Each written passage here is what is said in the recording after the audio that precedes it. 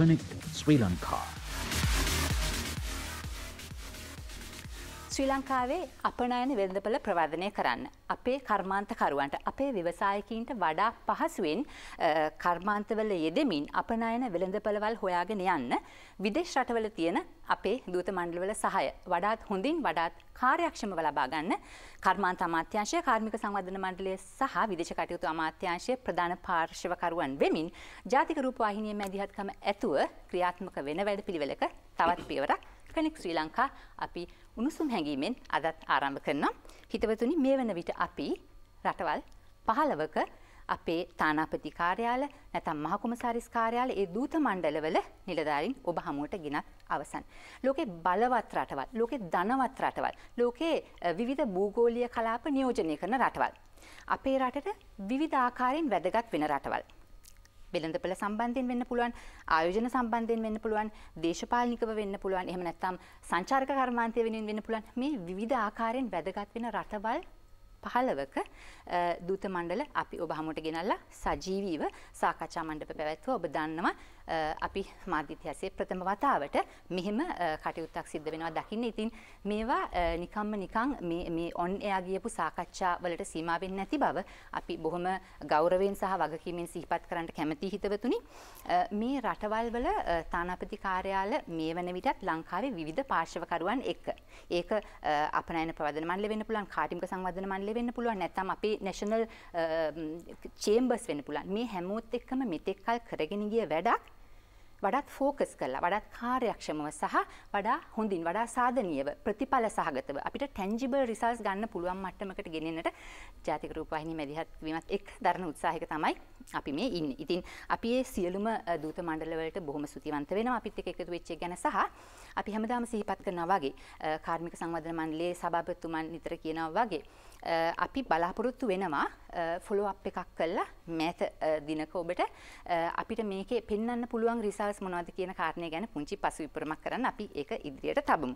හිතවතුනි ඔබට මතකයි පසුගිය සතියේ අපි සම්බන්ධ කරගත්තේ කටාර් රාජ්‍යයේ ශ්‍රී ලංකා තානාපතිතුමන් මොහොමඩ් මෆාස් මුහිඩින් මහත්මයාව අපි ඉතාම ගෞරවයෙන් සිහිපත් කරනවා. අපිට ඒක විශාල කාලයක් ගෙවුවා වැඩසටහනට පෙර ආතුව ඒත් එකම පස්සෙත් අපිත් එක්ක පසු කතා බහකට යෙදෙන්න කාලය වෙන් කරගත්තා. ඒ වගේම විශේෂ ස්තුතියක් කරන්න කැමති අමාත්‍ය උපදේශක ධර්මසිරි විජේවර්ධන මහත්මයාත් වැඩසටහන විකාශය වුණාට පස්සේ ඊට පෙර ආතුව Tamanට පුළුවන් උපරිම ආකාරයෙන් අපේ රටේ එක්ස්පෝර්ටර් කෙනෙක්ට අපේ රටේ ව්‍යවසායකයෙක්ට කොහොමද ඕපනින් එකක් ඒ කලාපෙන් ලබා දෙන්නේ කියන එක ගැන බොහොම වෙහෙසලා කටයුතු කරනවා.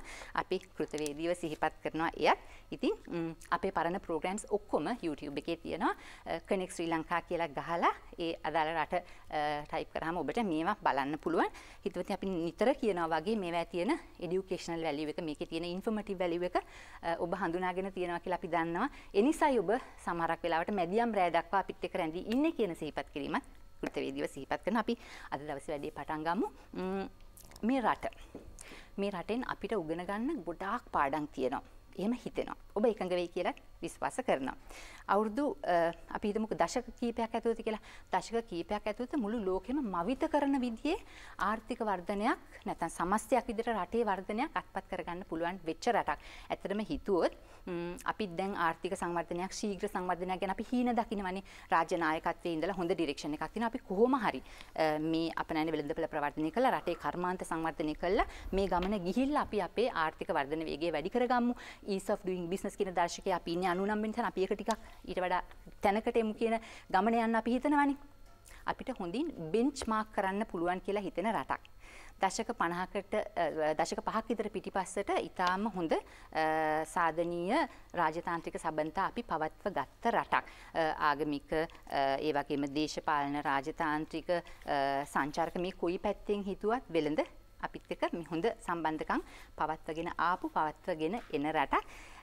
නිකන් ටයිප් කරලා බැලුවොත් මේ රටේ නම එන එකක් තමයි මේ one of the stars of the emerging markets. තරු මට්ටමේ නැගී එන ඉකොනොමි එකක් තියෙන රටක්. ඉතින් ආසයි එහෙම රටක ශ්‍රී ලංකා නියෝජනය අපේ තානාපතිතුමන් එක්ක ඒ නිලධාරීන් එක්ක කතා බහ කරන්න ලැබෙන මේ ඉඩ අපි ගෞරවයෙන් සැලකනවා. මම පිළිගන්නවා අපේ වියට්නාමේ ශ්‍රී ලංකා තානාපතිතුමන් මහාචාර්ය සජ් මෙන්ඩිස් අපේ තානාපතිතුමන්ට ඒත් එකම තමයි අමාත්‍ය වාණිජ කිෂානි වික්‍රමසිංහ අපි ආයිබෝන් කියලා පිළිගන්නවා අපේ වැඩසටහනට. ආයිබෝන් කිෂානි. ආයිබෝන්. ඔව්. අමාත්‍ය උපදේශක මිනිස්තර කවුන්සලර් මහේෂ් ප්‍රේමතිලක අපි ආයිබෝන් කියලා අපේ වැඩසටහනට පිළිගන්නවා ඔබතුමාවත්. ආයිබෝන්. ආයිබෝන්. හොඳයි. වියට්නාමයේ ශ්‍රී ලංකා තානාපති කාර්යාලයේ නියෝජනය තමයි ඒ මාත් එක්ක මැදිරිය තුලට එන්න කවුද අද දවසේ මැදිරිය තුල අපිත් එක්ක එකතු වෙන මේ සාකච්ඡාව සාර්ථක කරගන්න කියලා කාර්මික සංවර්ධන මණ්ඩලයේ සහකාර අධ්‍යක්ෂතුමිය සිතාරා විතානගේ අපිත් එක්ක එකතු වෙනවා. ආයිබෝන්.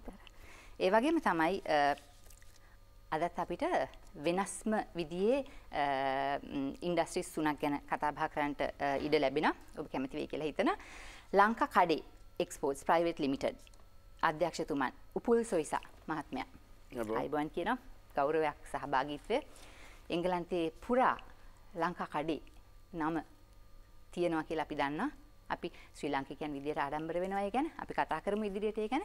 ඒ වගේම අද දවසේ අපිත් එක්ක සහභාගී වෙන්න නියමිතයි රොයල් කෙයාර් රෝහලේ සහ වෛද්‍ය විද්‍යායතනයේ නිර්මාතෘ සහ සභාපති වෛද්‍ය උරේෂ් ප්‍රනාන්දු වෛද්‍යතුමන්. අපි එතුමන්ගේ පැමිණීම බලාපොරොත්තු වෙන්නේ ඉන්නේ. තව විනාඩි කිහිපයකින් එතුමන්ව මැදිරියට කැඳවා ගන්න අපිට ලැබෙනවා.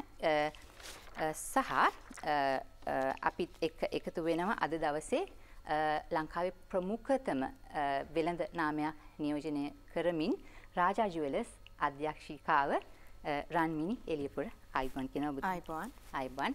ඉතින් අපි සූදානම් අපේ වැඩසටහන පටන් ගන්නට මේ ආකාරයෙන් මම කැමති කාර්මික සංවර්ධන මණ්ඩලයේ සහකාර අධ්‍යක්ෂතුමියත් එක්ක මුලින්ම සාකච්ඡාව ආරම්භ කරන්න වෙනද වගේම වියට්නාමයත් එක්ක අපි දැනට කරන අපේ අපනයනවල ස්වභාවය ගැන පැහැදිලි කිරීමක් කළා. අපි වොලියුම් එක අපි එක්ස්පෝර්ට් බාස්කට් ගැන පුංචි සඳහනක් කළා ප්‍රවිෂ්ටයක් ලබා ගමු. ඔව් සඳමාලි. ස්තුතිවන්ත වෙනවා මේ වැඩසටහනකට පවත්වාගෙන යාම පිළිබඳ රූපවාහිනී ආයතනයට. දැන් වියට්නාමයේ බැලුවම ඇත්තටම අපිට ආදර්ශයක් ගන්න පුළුවන් රට. ඒකත් එක්කම දැන් බලන්න ඕන අපනයන ease of doing business දාර්ශකය ලංකාව 99 වෙනි තැන වියට්නාමයේ 70 වෙනි තැන තියෙනවා. ඒතර ඒකත් අපි සිහිපත් මේ ඔළුවේ තියාගෙන බැලුවොත් 2011යි 22යි අතර අපනයනය බැලුවොත් ලංකාවේ අපනයනය වැඩි වෙලා තියෙනවා වියට්නාමයට. ඒත් එක්කම වියට්නාමයේ ආනයනය කරන ප්‍රමාණයත් වැඩි වෙලා තියෙනවා. එතෙන්දී අපිට කියන්න පුළුවන් වියට්නාමයේ හැබැයි අපනයනය වැඩි කරගෙන තියෙනවා. එතකොට ඒගොල්ලෝ ඒක ඒ විදිහට කරන අතරේ අපේ දැන් ලංකාවේ අපනයනය කරන නිෂ්පාදන ගත්තොත් වැඩිපුරම ගිහිල්ලා තියෙන්නේ අපරල් ඇඟලුම් ක්ෂේත්‍රයේ.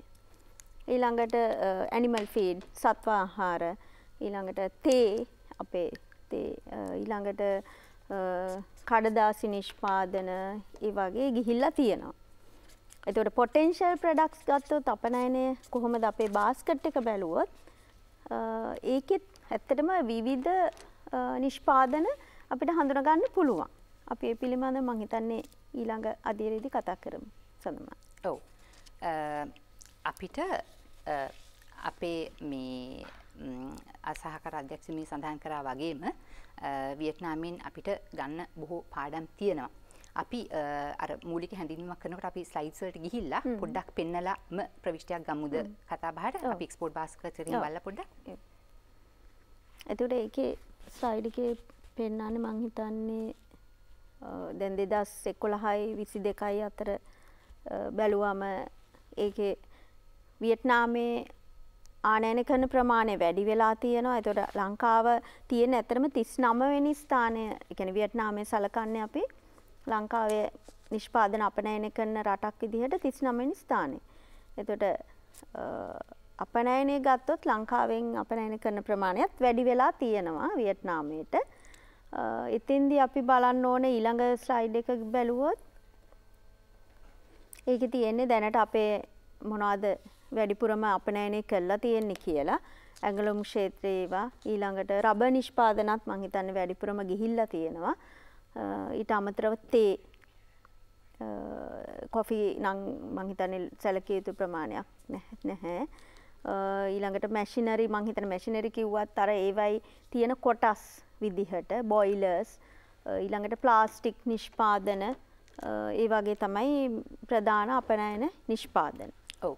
අපි අපනයන මෙච්චරක් කල් වියට්නාමයට කරපු අපනයන සහ අපිට පොටෙන්ෂල් එක තියෙන අපනයන ගැන විස්තරාත්මකව කතා කරන්න බලාපොරොත්තු වෙනවා ඉදිරියට. මම ඊට පෙර ආතුව සූදානම් වෙන්නේ අපේ තානාපතිතුමන්ව අපේ සාකච්ඡාවට එකතු කරගන්නට. එතුමන් දශක ගණනාවක දීර්ඝ රාජතාන්ත්‍රික අත්දැකීම් බහුල විශිෂ්ට ගණේ රාජතාන්ත්‍රික නිලධාරියෙක් විදිහට තමයි අපිට හඳුනා ගන්න තියෙන්නේ.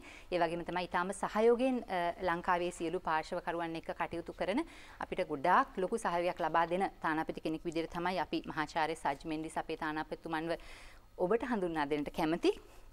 Sir, we would like to warmly welcome you once again for the discussion. And you know, as a career diplomat, you are with an impressive, exemplary, impeccable track record, if I may say so, extensive experience and exposure in bilateral, trilateral, regional and multilateral diplomacy and negotiations.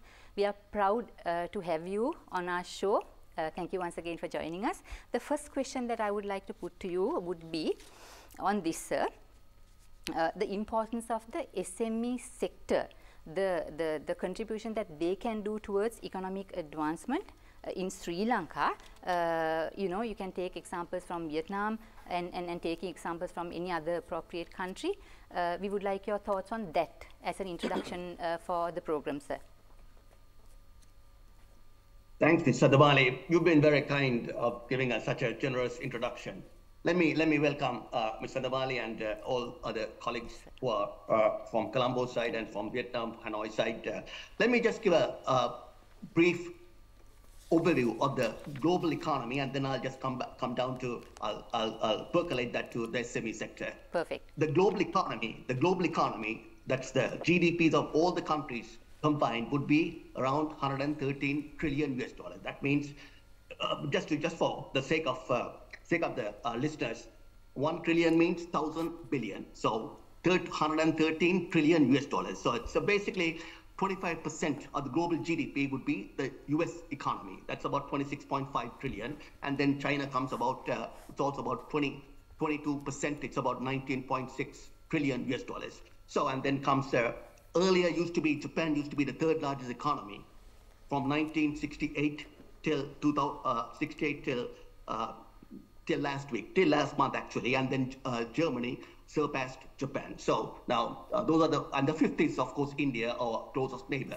Now that said, SME is often been described or often been defined as the backbone of any given economy, whether it's a developed nation, advanced nation, developing nation, or a least developed nation.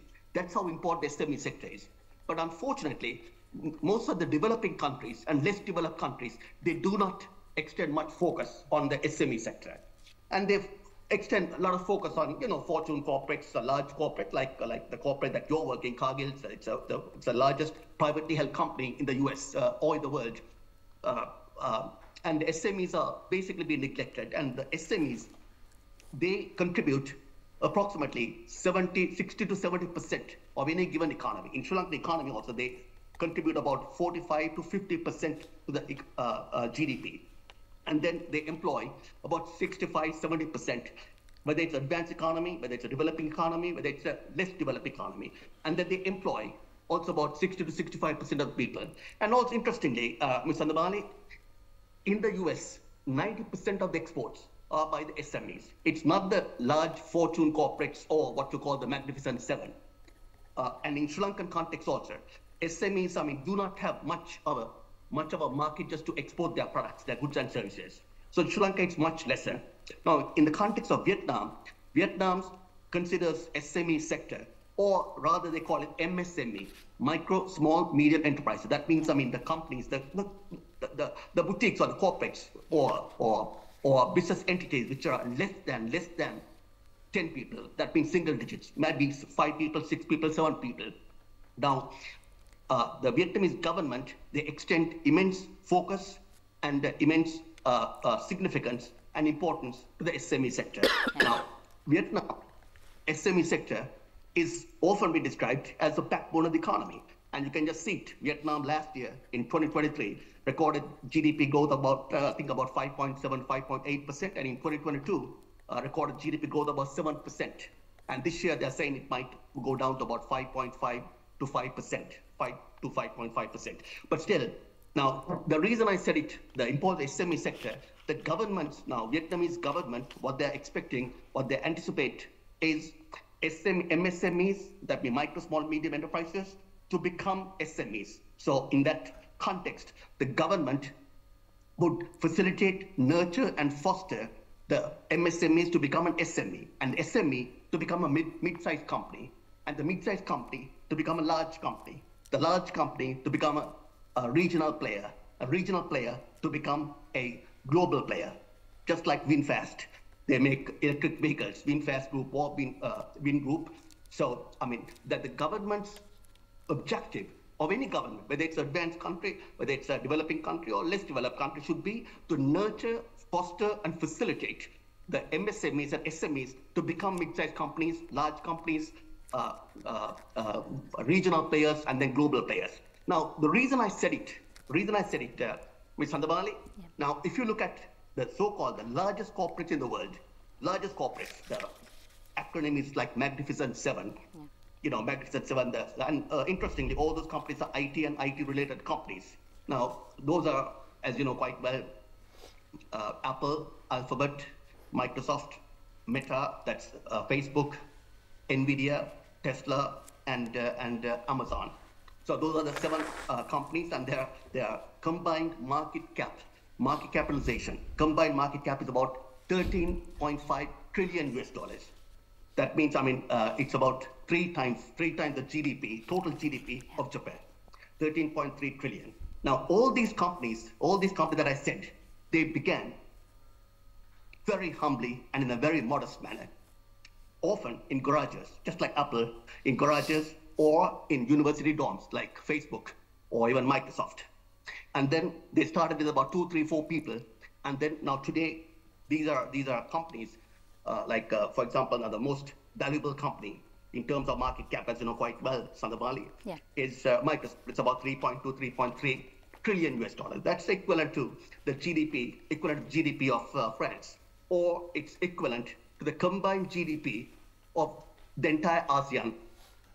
Entire ASEAN, it's about 3.8 trillion US dollars, or it's equivalent to the entire GDP of the entire African Union, which that's about 55 members. That's about 3.4 trillion US dollars. So that's how one company, earlier it was Apple, was about 3.2, 3.3, 3.4 trillion US dollars. So these are companies which had started in a very modest, humble manner, and then they have become such global players, making a global impact and employing so many people and enhancing the publicity of that particular, of the image and the profile of the particular country. That's in, I'm talking specifically of the US. Now, before coming to Vietnam, I was serving in South Korea, in Seoul. In South Korea, the Samsung, of course, they are being described as chaebols. Samsung, LG, SK, Hyundai, those companies. The government facilitated, nurtured, and fostered those companies. Just take my foot off. Facilitated those companies to become such large corporates. Now, Samsung, as a matter of fact, if you take Samsung corporate, it's got a market cap of something like 550 to 600 billion dollars. That's about 1/3 the total GDP of South Korea. Now, when you talk about Samsung, now we talk about SMEs. Samsung is the largest foreign direct investor in Vietnam. They've invested something about $22 billion in Vietnam by Samsung. Now, interestingly, 3 out of 10 mobile phones manufactured in the world by Samsung are manufactured in Vietnam. And Vietnam, and also I just saw a reportage just recently, just about 3 or 4 of the mobile phones exported, I'm not saying manufactured, exported in the world, is manufactured in Vietnam. So you can see how important the Vietnam foreign direct investments. Now, once it comes to SMEs,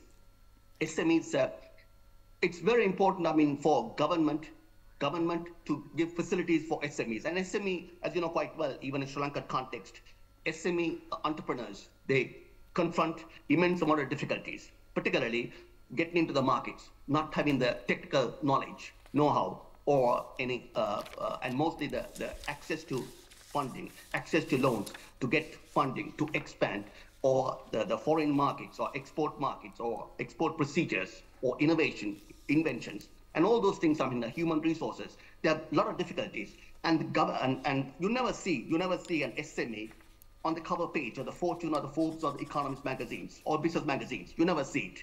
Even in the US, I was in the US for a long time, just don't see it.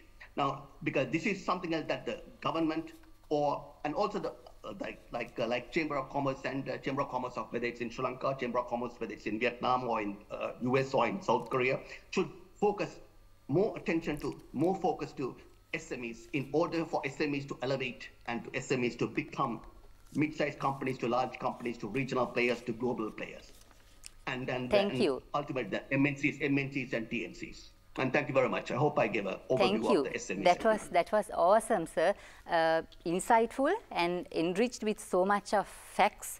I would do a quick recap for our audience here, sir.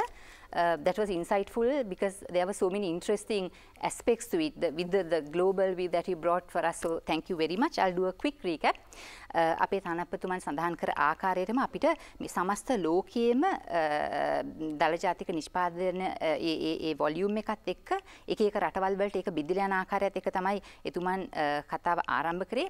ඉම්පෝර්ට්ම දේ තමයි ඕනෙම රටක economy එකක් සංවර්ධනය වෙමින් පවතින සංවර්ධිත සංවර්ධිත මේ ඕනෙම in terms of economic development ඕනෙම තැනක තියෙන රටක ඊටාම වැදගත් වෙන්නේ කොඳුනාරටිය බෑක්බෝන් කියලා තුමන් සඳහන් කරේ වෙන්නේ SME එක මේ කුඩා හා මධ්‍ය පරිමාණ කියන කැටගරි එක කියන එක තුමන් සඳහන් කරා. ඒ වගේම තමයි මේ හුඟක් වෙලාවට ඇමරිකාව විතරක් එක්සැම්පල් එකකට ගත්තොත් ඒ ඇමරිකාවේ සමස්ත අපනයන වලින් 90%ක්ම එන්නේ SME සෙක්ටර් එකකින් කියන කාරණාව සඳහන් කරා. ඒ වගේම තමයි රටක ආර්ථික සංවර්ධනයට නම් අනිවාර්යයෙන්ම ඒ රජය මම ආසයි කියපු වචන තුනට nurture, foster and facilitate කියන කාරණා තුනම රටේ රජය අනිවාර්යයෙන්ම මේ සෙක්ටර් එක මේ කුඩා හා මධ්‍ය පරිමාණ කියන සෙක්ටර් එක අනිවාර්යයෙන්ම රැක බලා ගන්න ඕනේ. ඒක දියුණු කරන්නට මේ අවධානය යොමු කරන්න සහ ඒ අවශ්‍ය පහසුකම් සැලසිය යුතුමයි කියන කාරණාව අපේ තානාපතිතුමන් අවධාරණය කරා. ඒ වගේම තමයි අද දවසේ ග්ලෝබල් මාකට් ලීඩර්ස්ලා වෙලා ඉන්න වෙළඳ සන්නාමයන් රැසක් එතුමන් සඳහන් කරා. අද දවසේ නිකන් කලාපයක GDP එකක් හිමි කරගන්න තරම් හයිය වෙලා ඉන්න මේ මාකට් ලීඩර්ස්ලා පටන් ගත්තේ බොහොම පුංචි තැනකින් humble beginnings වලින් කියන එක එතුමන් සිහිපත් කරා. ඉතින් එහෙම පටන් ගන්න කම්පනීස් තමයි කවදා හරි දවසක ලෝකේ හොල්ලන දැවැන්තීන් බවට පත් වෙන්නේ. ඉතින් ඒ නිසයි මේ කුඩා හා මධ්‍ය පරිමාණ කියන සෙක්ටර් එකේ ඉඳලා ඊළඟ ස්ටෙප් එක ගන්න ඒ ව්‍යාපාරවලට රජය සහ අදාළ සියලුම අනිත් ස්ටේක්හෝල්ඩර්ස්ලා උදව් කළ යුත්තේ කියන එක තමයි මේ ෆෝකස්ම මෙසේජ් එක උනේ. ඉතින් අපි සුතිවන්ත වෙනවා අපේ තානාපතිතුමන්ට. අපි බලමු ඒ වියට්නාමේ ඒ ජයග්‍රහණය කරපු ඒ ඉලක්ක ජයග්‍රහණය කරන්න අපේ රටේ අපි ගන්න ඕනේ පියවරවල් මොනවද සහ අපි වෙනස් වෙන්න ඕනේ මොන වගේ තැන්වලද කියන එකත් එක්ක අපිට වඩා හොඳ එක්ස්පෝර්ට් මාකට් එකක් වියට්නාමෙන් හොයාගන්නේ කොහොමද කියන එකට තානාපති කාර්යාලයෙන් ලැබෙන සහයෝගය ලබාගත යුතු සහයෝගය ලබා ගන්න අපි බලාපොරොත්තු වෙන සහයෝගය ගැන අපි ඉදිරි වටවලදී කතා කරමු. සාකච්ඡාව නැවත වතාවක් අරගෙන එන්නේ මැදිරිය තුලට ලංකා කඩේ උපුල් සොයිසා අධ්‍යක්ෂතුමන් එකතු කරගන්නේ අපේ කතා බහට. අපි දැනුවත්ව මහා බ්‍රිතාන්‍ය පුරා අපි ඉන්ඩිවිජුවල් shops කියලා හිතුවොත් shops 400ක් 500ක් 600ක් ඊටත් වැඩි වෙන්න පුළුවන්.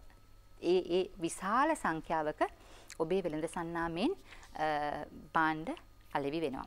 මම කලිනුත් සඳහන් කරා අපි ශ්‍රී ලාංකිකයන් විදියට ඒ ගැන ආරම්භ වෙනවා කියලා. අපිට දෙන්න ඕවර්විව් එකක් ඔබේ බිස්නස් එක ගැන. මම බිස්නස් එක පටන් ගත්තේ අපි 1994 වල මම එංගලන්තෙට ගිහිල්ලා මම ඇමරිකාවල තියෙන එංගලන්තේ ඒක නිසා මට යන්න chance එක තිබුණා. අන්තිම බිස්නස් එකක් ඕපන් කරන්න අපිට chance එකක් තිබුණා. ගිහිල්ලා මම පටන් ගත්තේ මගේ ඉස්සරහා බෙඩ්රූම් එකේ. එයාගෙන් අපි නෝනාගේ බෙඩ්රූම් එකේ තමයි බිස්නස් එක පටන් ගත්තේ. මෙහෙන් මම අපි හදන්න පටන් ගත්තේ මේ අහක දාන රබර් ලීයෙන් පුච්චන රබර් ලීය තියෙන ඒක අපි ගන්නවා මිනිස්සුන්ගෙන් අරගෙන කළා. අපි ඒකේ 140ක් 60ක් විතර ඩිස්ට්‍රොයි කරලා තමයි ඒතර හොඳ ලීයෙන් අරගෙන අපි මේ සෙල්ලම් බඩු හදන්න පටන් ගත්තා. හදලා නම් එංගලන්තේ මම පටන් ගත්තේ පොඩි මාකට් එක ක්‍රාෆ්ට් මාකට් එක තමයි බිස්නස් එක පටන් ගත්තේ. එතනින් රබර් ලී පාවිච්චි කරලා හදන සෙල්ලම් බඩු වලින් පටන් ගත්තා. ඔව්. රබර් ලීයත් රබර්ලි ඇවිල්ලා මෙහෙ පුච්චනවා එතකොට. රබර්ලි මෙහෙ දාන්නේ බෝයිලර් විතර රබර්ලි කවුරුත් ගණන් ගන්නෑ නැහැ. ඒක දානවා බෝයිලර් බෝයිලර් කට්ටිය තමයි සල්ලියට ගන්නේ රබර් කන්දන් ටික. අපි ඇයිලගේ සල්ලියට අරගෙන ඒකට පොඩි වැලි වැඩට දෙනවා. ඒ කියන්නේ සාමාන්‍ය රබර් ගහක් ඒ දවස් රුපියල් 1500කට වගේ තමයි මෙහෙ විකුණන්නේ. අපි රුපියල් 60000ක 70000ක ඉන්කම් එකක් ගේනවා මේ ඩොලර් වලින් බලද්දි මම ගාන මතක නැහැ. ඒ ගාන වගේ අපි ලංකාවට එතකොට මේක ඩොලර් එකක් ගෙනාවා. ඒ දවස්වල. එතකොට පොඩි කාලේ. අපි එතනින් පටන් අරගෙන මාකට් රිසර්ච් එක මම තමයි කරේ. මම තමයි මාකට් එකකින් බඩු විකුණන්නේ. මම තමයි ලෝරියෙන් බඩු බාගන්නේ. ඒක මම තමයි කරේ. සමහරවිට අපි ගොඩක් ඔක්කොම හම්බල් බිගිනින් එකෙන් තමයි ඇවිල්ලා තියෙන්නේ. ඒතකොට අපි දන්නවා මේ මාකට් එක කොහොමද තියෙන්නේ මොකද්ද අපි බිස්නස් එකට තියෙන ආදරය කියලා. අපි කොහොමද මිනිස්සු සලකන්න ඕන කියලා. එතනදී අපි ඕක කරලා මම අවුරුද්දක් දෙයක් කරලා යන්න හිතුණා ග්ලෝබල් මාකට් එකට. ට්‍රේඩ් පෙයර්ස් වලට ගොඩක් ඉංගලන්ත ට්‍රේඩ් පෙයර් කරන හරිය ලේසි. හරි ඔක්කොම අපිට ඕන දේවල් තියෙනවා එතන. ඔය ගමන් බිමන ලේසි. ප්ලේන් එක යන ගමන ලේසි. අපි එංගලන්තේ පටන් ගත්ත තියෙන හොඳම ට්‍රේඩ් පෙයර්ස් වලට ගියා. එතනදිත් දෙක තුනක් කරා ටොයි ලන්ඩන් ටොයි ෆෙයර් එක නියුරම්බර්ග් ටොයි ෆෙයර්. අනිත් එක international toy fair spring fair autumn fair. ඒ වලින් අපිට ලොකු බිස්නස් ආවා. අපිට කරන්න බැරි බිස්නස් ආවා. අපි ඔක්කොම අතහැරියා. අපි පොඩි කරන්න පුළුවන් විදිහට අපි කරා. අපි I can't promise the earth, but we did it what we can. If we send 2-3 containers a month, we are very happy. We are comfortable. If I send 60 containers a month, I'm very anxious. I might not get my money back. I'll be collapsed. So we staying all the way like that. ඒ තාමත් අපි ඉදිරි කරා යනවා. ඔව්. කර්මාන්ත ශාලා 3ක් ලංකාවේ. ඔබ සතුයි. එකක් ඒකල තියෙන්නේ. කියන්න අපිට ඒ ගැන. ඔව්. මගේ තියෙන warehouse concept area එකක් ඒකල අපිට we own, and then we have a Bandaragama තියෙනවා අපේ wood process plant එකක්. රබර්ලි අපි කන්දන් ගෙනල්ලා එතනදී අපි ඔක්කොම පදම් කරලා ඒකට පොඩි බේතක් දාන්න ඕන රබර්ලි වලට මේ ගුල්ලෝ ඉන්නේ. ඒකට ඒ ට්‍රීට්මන්ට් එක දීලා එතනින් කපලා තමයි අපේ සප්ලයර්ස්ලාට මම මේක දෙන්නේ. මට ඉන්නවා සප්ලයර්ස්ලා 8 දෙනෙක්. ඒක තමයි අපි ඉස්සෙල්ලාම හැදුවේ. අපේ ප්‍රොඩක්ෂන් ලයින් එක අපි හදාගත්තා. අපිට කරදරයක් නැතුව වැඩ කරා යන්න. අපි දන්නවා අපේ ඕඩර් එකක් આવොත් කොහෙන් හරි කරන්න අපි ඉක්මනට කරන්න අපි දෙන්න අපේ සමහරක් අපේ ටාගට් එකේ සුමාන 12කින් මේ ඕඩර් එක පටවන්න ඕන. ඒක තමයි අපේ ටාගට් එක. අපේ ටාගට් එකේ සුමාන 12ක් අනිවාර්යෙන් සුමාන 12න් අපි මේ කන්ටේනර් එක පටවන්න ඕන යන තැනට. අපි ඒක දැන් කරා යනවා. අපිට පොඩ්ඩක් අඩු වුණා මේ කොයිඩ් වලින් පස්සේ unfortunately, but අපි තාමත් ඒ ටාගට් එකේ ඉන්නවා. එතකොට ඊට පස්සේ අපිට තව රඹුක් කරන තව විශාල ට්‍රීට්මන්ට් ප්ලාන්ට් එකක්. එතන අපේ රබර් අපේ පෙසී කියන මේ ලාංඡනය අරගෙන එතනට අපි ගස් 4500ක් වගේ මාසකට ගෙනල්ලා එතන රබර් මේ රබර් ගස් ඔක්කොම එක්සෝස් රබර් ට්‍රී. මේ රබර් ට්‍රී නැවත ගලවලා ආයෙ නැවත යාලා ප්ලාන්ට් කරනවා. මේ කිරි අරගත්තා පස්සේ අවුරුදු 15ක් 20ක් ඇතුළත සමහරක් වෙලාවට පොඩ්ඩක් කාලයක් යනවා රබර් කිරි ගණන් ගියාම නැත්තම් මේ ඔක්කොම එක්සෝස් ප්ලාන්ට්ස් ඔක්කොම කිරි ගත්තුවා. එතකොට නැවත අනිවාර්යෙන් නැවත ප්ලාන්ට් කරලා මේ ගස් ටික විකුණන්න ඕන. අපි ඒ ගස් ටික තමයි ගන්න. අපිට ප්‍රොඩක්ට් රේන්ජ් එක ගැන කියන්න. මොනවද ප්‍රොඩක්ට්ස් කියලා කියන්න අපිට? අපේ ප්‍රොඩක්ට් රේන්ජ් එකේ තියෙනවා අපි ටිකක් এডুকেෂන් පැත්තට තමයි ගොඩාක් බර. මේ නෝවා සාක් කියලා තියෙනවා ටිකක් එක ක්‍රිස්තියන් කතෝලික පැත්තට ක්‍රිස්තියන් පැත්තට බර. ඒක තමයි අපි ගොඩාක්ම කරන්නේ නෝවා සාක් එක. මේ තියෙන අපේ ට්‍රේඩ් ඒකේ ඒක තමයි අපි ගොඩක් අපේ ෆ්ලැග්ෂිප් ප්‍රොඩක්ට් එකක් ටිකක් ගණන් සාමාන්‍යයෙන් පවුන්ඩ් 200ක් විතර වගේ වෙනවා එංගලන්තේ විකුණන. ඒකට wooden castle එක, ඒතර farm sets natural. මේවා පුංචි දරුවෝ සෙල්ලම් කරන්න පාවිච්චි කරන ඒවා නේද? සෙල්ලම් කරන්න පාවිච්චි කරන ඒවා අධ්‍යාපනික වටිනාකමකුත් තියෙනවා. එහෙම නේද? තියෙනවා. අපි ඒතකොට ගොඩක් අපේ 160 කට බිස්නස් එකක් කරන්නේ ඉස්කෝල වලට. මොන්ටිසෝරි වලට.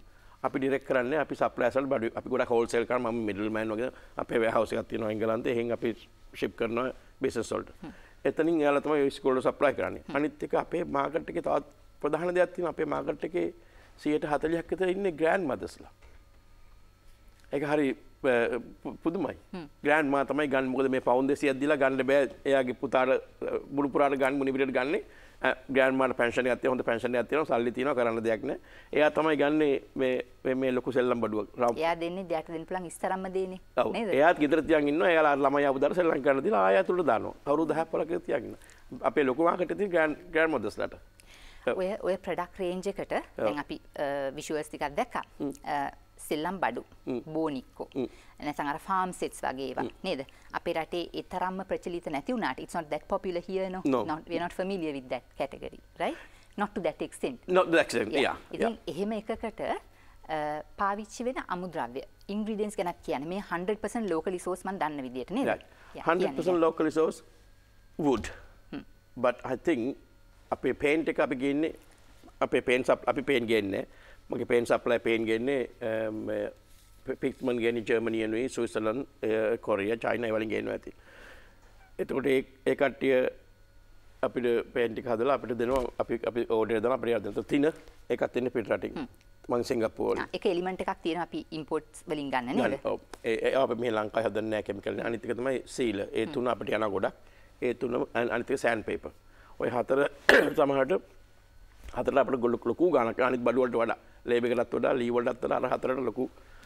ලොකු කොස්ට් එකක් අපිට යනවා ඒ හතර ගේන්නේ පිට රටින් මෙයාලා ඒකට අපේ සප්ලයර්ස් කියන්නේ පේන් සප්ලයි කරන කට්ටිය තියෙන සප්ලයි කරන කට්ටිය කියන්නේ අද තියෙන ගාන නෙමෙයි හෙට තියෙන්නේ සමහරට මම නිකන් පොඩි උදාහරණයක් දාලා රුපියල් 30000ට තමයි ඉස්සර අපි 33000කට තමයි තින බැරල් එකක් අපි ගත්තේ කොවිඩ් වලින් ඉස්සෙල්ලා ඒක දැන් 1,75,000ක් 1,60,000ක් ඒකට අපිට ලොකු ප්‍රයිස් එකක් කියලා වැඩි කරලා තියෙනවා අපිට ඒ ප්‍රයිස් එක අපිට එංගලන්තයේදී වැඩි කරන්න අපේ එංගලන්තයේ අපේ සපෝට් එක්ස්පෝර්ට් වැඩි කරන්න බෑ අඩුවට වැඩි කරන්න බෑ අපි ලොකු අපි චයිනත් එක්ක හැප්පිලා තමයි කොහොමත් ඉන්නේ අපේ බඩු ක්වොලිටි වුණත් හොඳ වුණත් චයිනා එක ගොඩාක් කරලා ලොකු මේ ෆයිට් එකක් තියෙනවා ප්‍රයිස් කම්පිටිටිව් වෙන්නේ කොහොමද කියන එක නේ දැන් මේ පැත්තේ අච්චර ලොකු මේ ප්‍රයිස් ඉන්ක්‍රීස් එකක් එනකොට ඉම්පෝර්ට් එලිමන්ට් එකකට ඒක ඇබ්සෝබ් කරගන්න වෙනවනේ නේද ඔව් එතනදි කරදරයක් තියෙනවා ඒත් අපි ඒක අපි ගොඩක් කරලා try කරන්නේ අපි ඒක මේ අපි පොඩි සහන බලනවා ගොඩක් කරලා අපිම දැන් ගස් කපන්නේ අපි මෙතන පිටින් අපි ලී ගන්නේ නැහැ අපි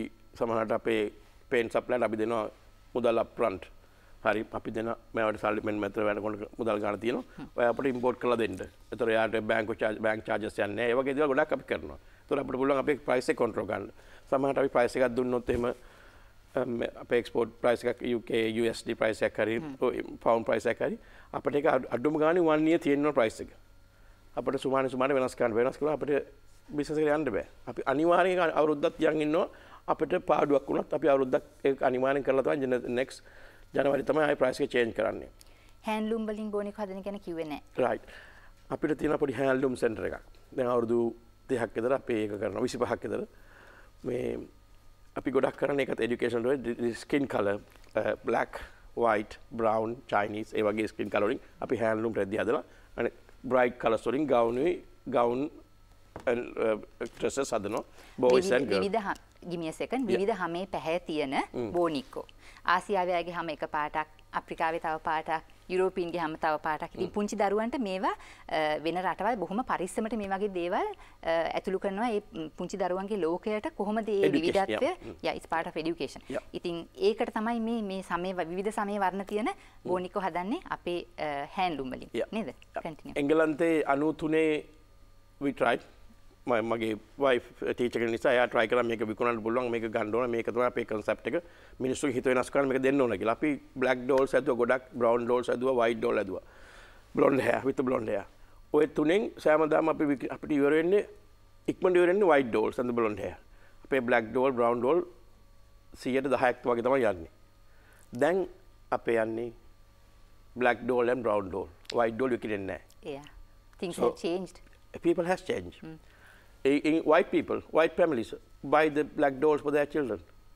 for the babies. They buy the black doll. They don't buy white doll. Occasionally they buy, but it's the black doll and brown doll is more market than the white doll. So they has changed. Like we are now changing here, thanks to everybody this program. As I said yesterday, we probably knocking 100 doors. Somebody will open. අපි දරුවල් 100කට තට්ටු කරනකොට එක දොරක් කැරේ කියලා අපි රාත්‍රී කතා කරනකොට සඳහන් කරා සුති ව්‍යාපාරය ගැන අපිට වැටහීමක් ලැබුණා. ඒ තරම් ප්‍රශ්න ගොඩක් ඇහුවේ මේකට මේ අපේ රටේ අපිට පොටෙන්ෂල් එකක් තියෙන දෙයක් කියලා හිතිච්ච හින්දා අපි ඊළඟ වටවල ඒ ගැන කතා කරමු ඔබතුමත් එක්ක.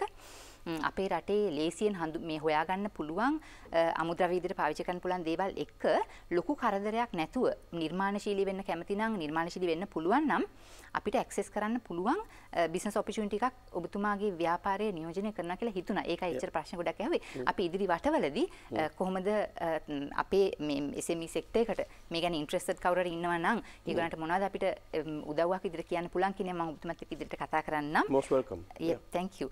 ලංකා කඩේ එක්ස්පෝස් ප්‍රයිවේට් ලිමිටඩ් උපුල් සොයිසා අධ්‍යක්ෂතුමා තමයි ඒ විදිහට අපිට අදහස් දැක්වේ. මම කැමති නැවත වතාවක් අපේ අද දවසේ තානාපති කාර්යාලය වියට්නාමයේ ශ්‍රී ලංකා තානාපති කාර්යාලයට යොමු වන්නට අමාත්‍ය වාණිජ කිෂානි වික්‍රමසිංහ මහත්මිය අපිට සම්බන්ධ කරගන්න පුළුවන් දැන් කතා බහට. අපි කැමති ඔබතුමියව සම්බන්ධ කරගන්න මේ වගේ ප්‍රවිෂ්ටයක් එක්ක දැන් අපේ තානාපතිතුමා ග්ලෝබල් ඕවර්විව් එකක් අපිට දුන්නා. ඇයි SME සෙක්ටර් එක වටින්නේ කියලා අපිට කිව්වා.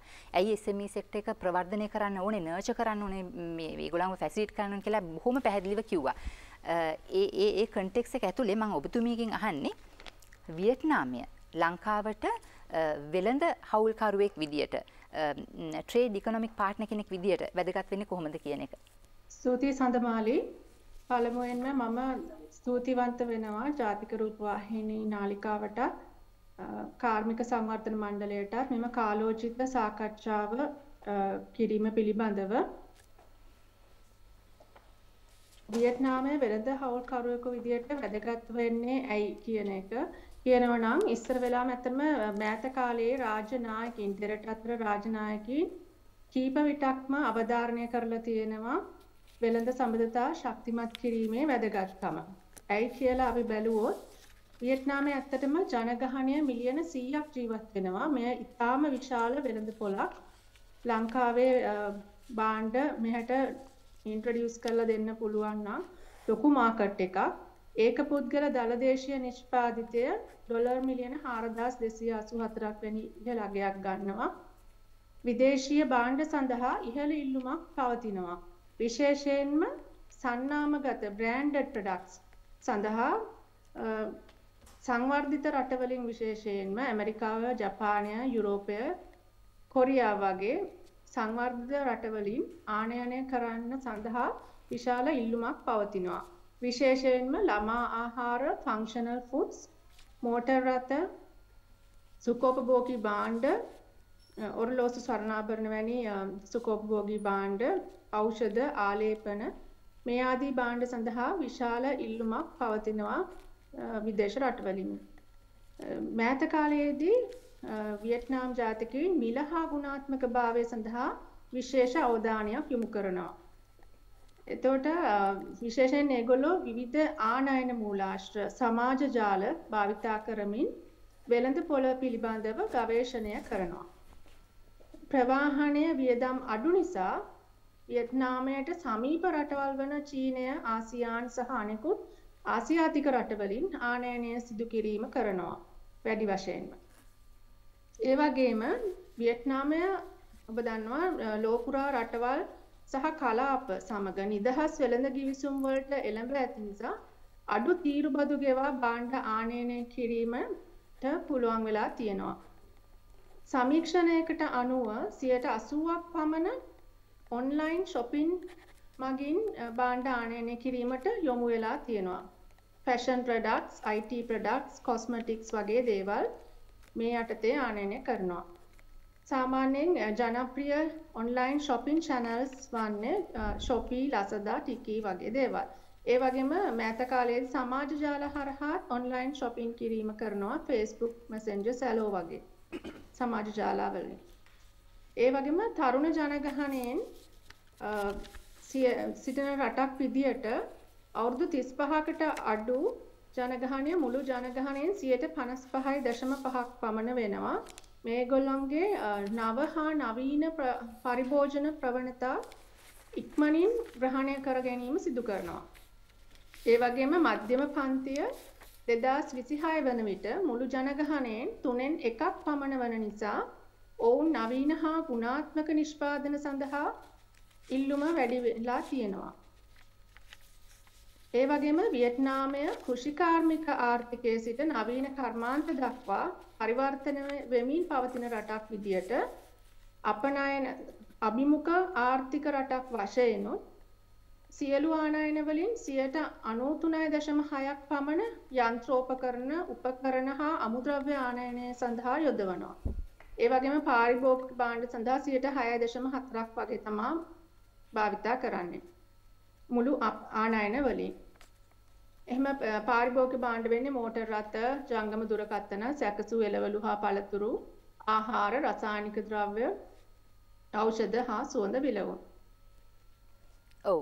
වියට්නාම් මාකට් එකට අපනයනය කරනවා නම් ශ්‍රී ලාංකීය සමාගමකට අපනයනය කරන්න පුළුවන් ක්‍රම 3ක් තියෙනවා. එකක් තමයි ඉම්පෝටින් පාර්ට්නර් කෙනෙක්. ආනයන හවුල්කරුවෙක් තුලින්. එතකොට එයාලා එක්ක තමන්ගේම පරිභෝජනය සඳහා හෝ වෙළඳසැල් සුපිරි වෙළඳසැල් මගින් බෙදා හැරීම සඳහා විශේෂයෙන්ම යන්ත්‍ර සූත්‍ර උපකරණ පාරිභෝගික නිෂ්පාදන වැනි භාණ්ඩ සඳහා මෙම ක්‍රමය යොදා ගන්න පුළුවන්. එහෙම නැත්නම් කොමර්ෂල් ප්‍රසන්ස් ශාඛාවක් හෝ නියෝජිත ආයතනයක් වියට්නාමයේ පිහිටුවීම තුළින් භාණ්ඩ බෙදා හැරීම කරන්න පුළුවන්. බොහෝ විට විශාල ප්‍රමාණයෙන් අපනයනය කිරීමට හෝ දිගුකාලීනව අපනයනය කිරීමේදී මෙම ක්‍රමය යොදා ගන්නවා. මොකද ඒකට ගොඩක් කාලය සහ මුදල් වැය වෙන නිසා. තුන්වෙනි ක්‍රමය තමයි ඊ-කොමර්ස් මාර්ගයෙන් කලින් කිව්වා වගේ ඊ-කොමර්ස් channels හරහා සුළු ප්‍රමාණ වලින් පාරිභෝගිකයන්ට ඍජුවම විකිණීමට යොදා ගැනීම. for example Shopee, Lazada, Tiki වගේ ඒවායි. මේ ක්‍රම සහ දැන් මේන් පෙන්නනවා වියට්නාම කොච්චර පොටෙන්ෂල් එකක් තියෙනවද විභවයක් තියෙනවා වෙළඳ පොලක්ද කියලා. ඒක නිසා තමයි වියට්නාම් මාකට් එක ලංකාවේ අපනයනකරුවන්ට වැදගත් වෙන්නේ. ඔව්. බොහොම ස්තුතියි. අපිට හොඳ පැහැදිලි කිරීමක් වැටහීමක් ලබා දුන්නා ඔබතුමිය. ඒකේ මෙකැනික් මාකට් සෙග්මන්ට්ස් කොහොමද හැදිලා තියෙන්නේ වියට්නාමයේ කියන කාරණාව, දලදේශීය නිෂ්පාදනය කොයි වගේද, ඒගොල්ලන්ගේ පර්චේසින් පවර් එක ගැන අපිට අයිඩියා එකක් දුන්නා. ඒ වගේම තමයි මේ එහි හුඟක්ම ඉම්පෝර්ටඩ් ප්‍රොඩක්ට්ස් වලට විදේශ රටවල් වලින් ගෙන්නන භාණ්ඩ වලට තැනක් තියෙනවා, ඉල්ලුමක් තියෙනවා කියන කාරණාව. හැබැයි හුඟක් වෙලාවට එහෙම ඉල්ලුමක් තියෙන්නේ සංවර්ධිත රටවලින් එන බ්‍රෑන්ඩඩ් ප්‍රොඩක්ට්ස් වලට බවත් ඔබතුමිය සඳහන් කරා. අද වෙන විට මේ ඔන්ලයින් shopping වලට වැඩිපුර ට්‍රෙන්ඩ් එකක් නැත්නම් ප්‍රවණතාවයක් තියෙන බවත් සඳහන් කරා. ඔන්ලයින් විශේෂයෙන්ම මේ මූව් වෙන ප්‍රොඩක්ට්ස් විදියට හැඳින්වුවේ ෆැෂන්, IT, කොස්මටික්ස් වගේ ප්‍රොඩක්ට් ආකාර 3කින් අපේ රටේ ව්‍යවසායකයෙක්ට කර්මාන්තකරුවෙක්ට එහි එක්ස්පෝර්ට් මාකට් එක රීච් කරන්න පුළුවන් කියලා කිව්වා. එක්කෝ ආනයන හවුල්කරුවෙක් හරහා ඒ ඉන්ඩිවිජුවලි එහෙට විකුණන්න නැත්නම් සුපර් මාකට්ස් වලට දාන්න යන්න පුළුවන් කෙනෙක් කිව්වා. එහෙම නැත්නම් කමර්ෂල් ප්‍රසන්ස් එක එහෙ ශාඛාවක් එස්ටැබ්ලිෂ් කරගන්න එක හරහා පුළුවන් කෙනෙක් කිව්වා. අනිත් එක තමයි ඍජුවම මේ ඔන්ලයින් තියෙන channels හරහා ගිහිල්ලා එහෙ එක්ස්පෝර්ට් මාකට් එක රීච් කරන්න පුළුවන් කියලා කිව්වා. කිෂානි මහත්මිය විමසන්ට මම ඉදිරි වටවලදී එනවා ඔය තුන් ආකාරයටම අපේ රටේ ව්‍යවසායකයෙක් වියට්නාම් වල එක්ස්පෝර්ට් මාකට් එක ටච් කරන්න ඒම් කරන්න හදනවා නම් තානාපති කාර්යාලයෙන් කොයි වගේ කාර්යභාරයක්ද, කොයි වගේ උදව්වක්ද, තල්ලුවක්ද අපේ SMEලට අපේ ව්‍යවසායකින්ට ලබා දෙන්න පුළුවන් කියලා ඉදිරි වටවලදී කතා කරමු. ස්තුතියි පැහැදිලි කිරීමට. මම එනවා ඊළඟට අපිත් එක්ක රැඳී ඉන්නවා මහේෂ් ප්‍රේමතිලක. මම ඔබතුමාගෙන් අහන්න කැමති විශේෂයෙන්ම අපේ රටත් වියට්නාමයත් අතර දේශපාලන, ආගමික, අධ්‍යාපනික වගේ ක්ෂේත්‍ර හරහා සහ සම්බන්ධය ගොඩනැගිලා තියෙන්නේ කොහොමද කියලා මේ අමාත්‍ය උපදේශකතුමන් ශ්‍රී ලංකාවේ වියට්නාම් තානාපති කාර්යාලයේ ඉඳලා ශ්‍රී ලංකාව සහ වියට්නාමය අතර නිල රාජතාන්ත්‍රික සම්බන්ධතා 1970 ජූලි 21 වෙනිදා ස්ථාපිත කරනු ලබනවා.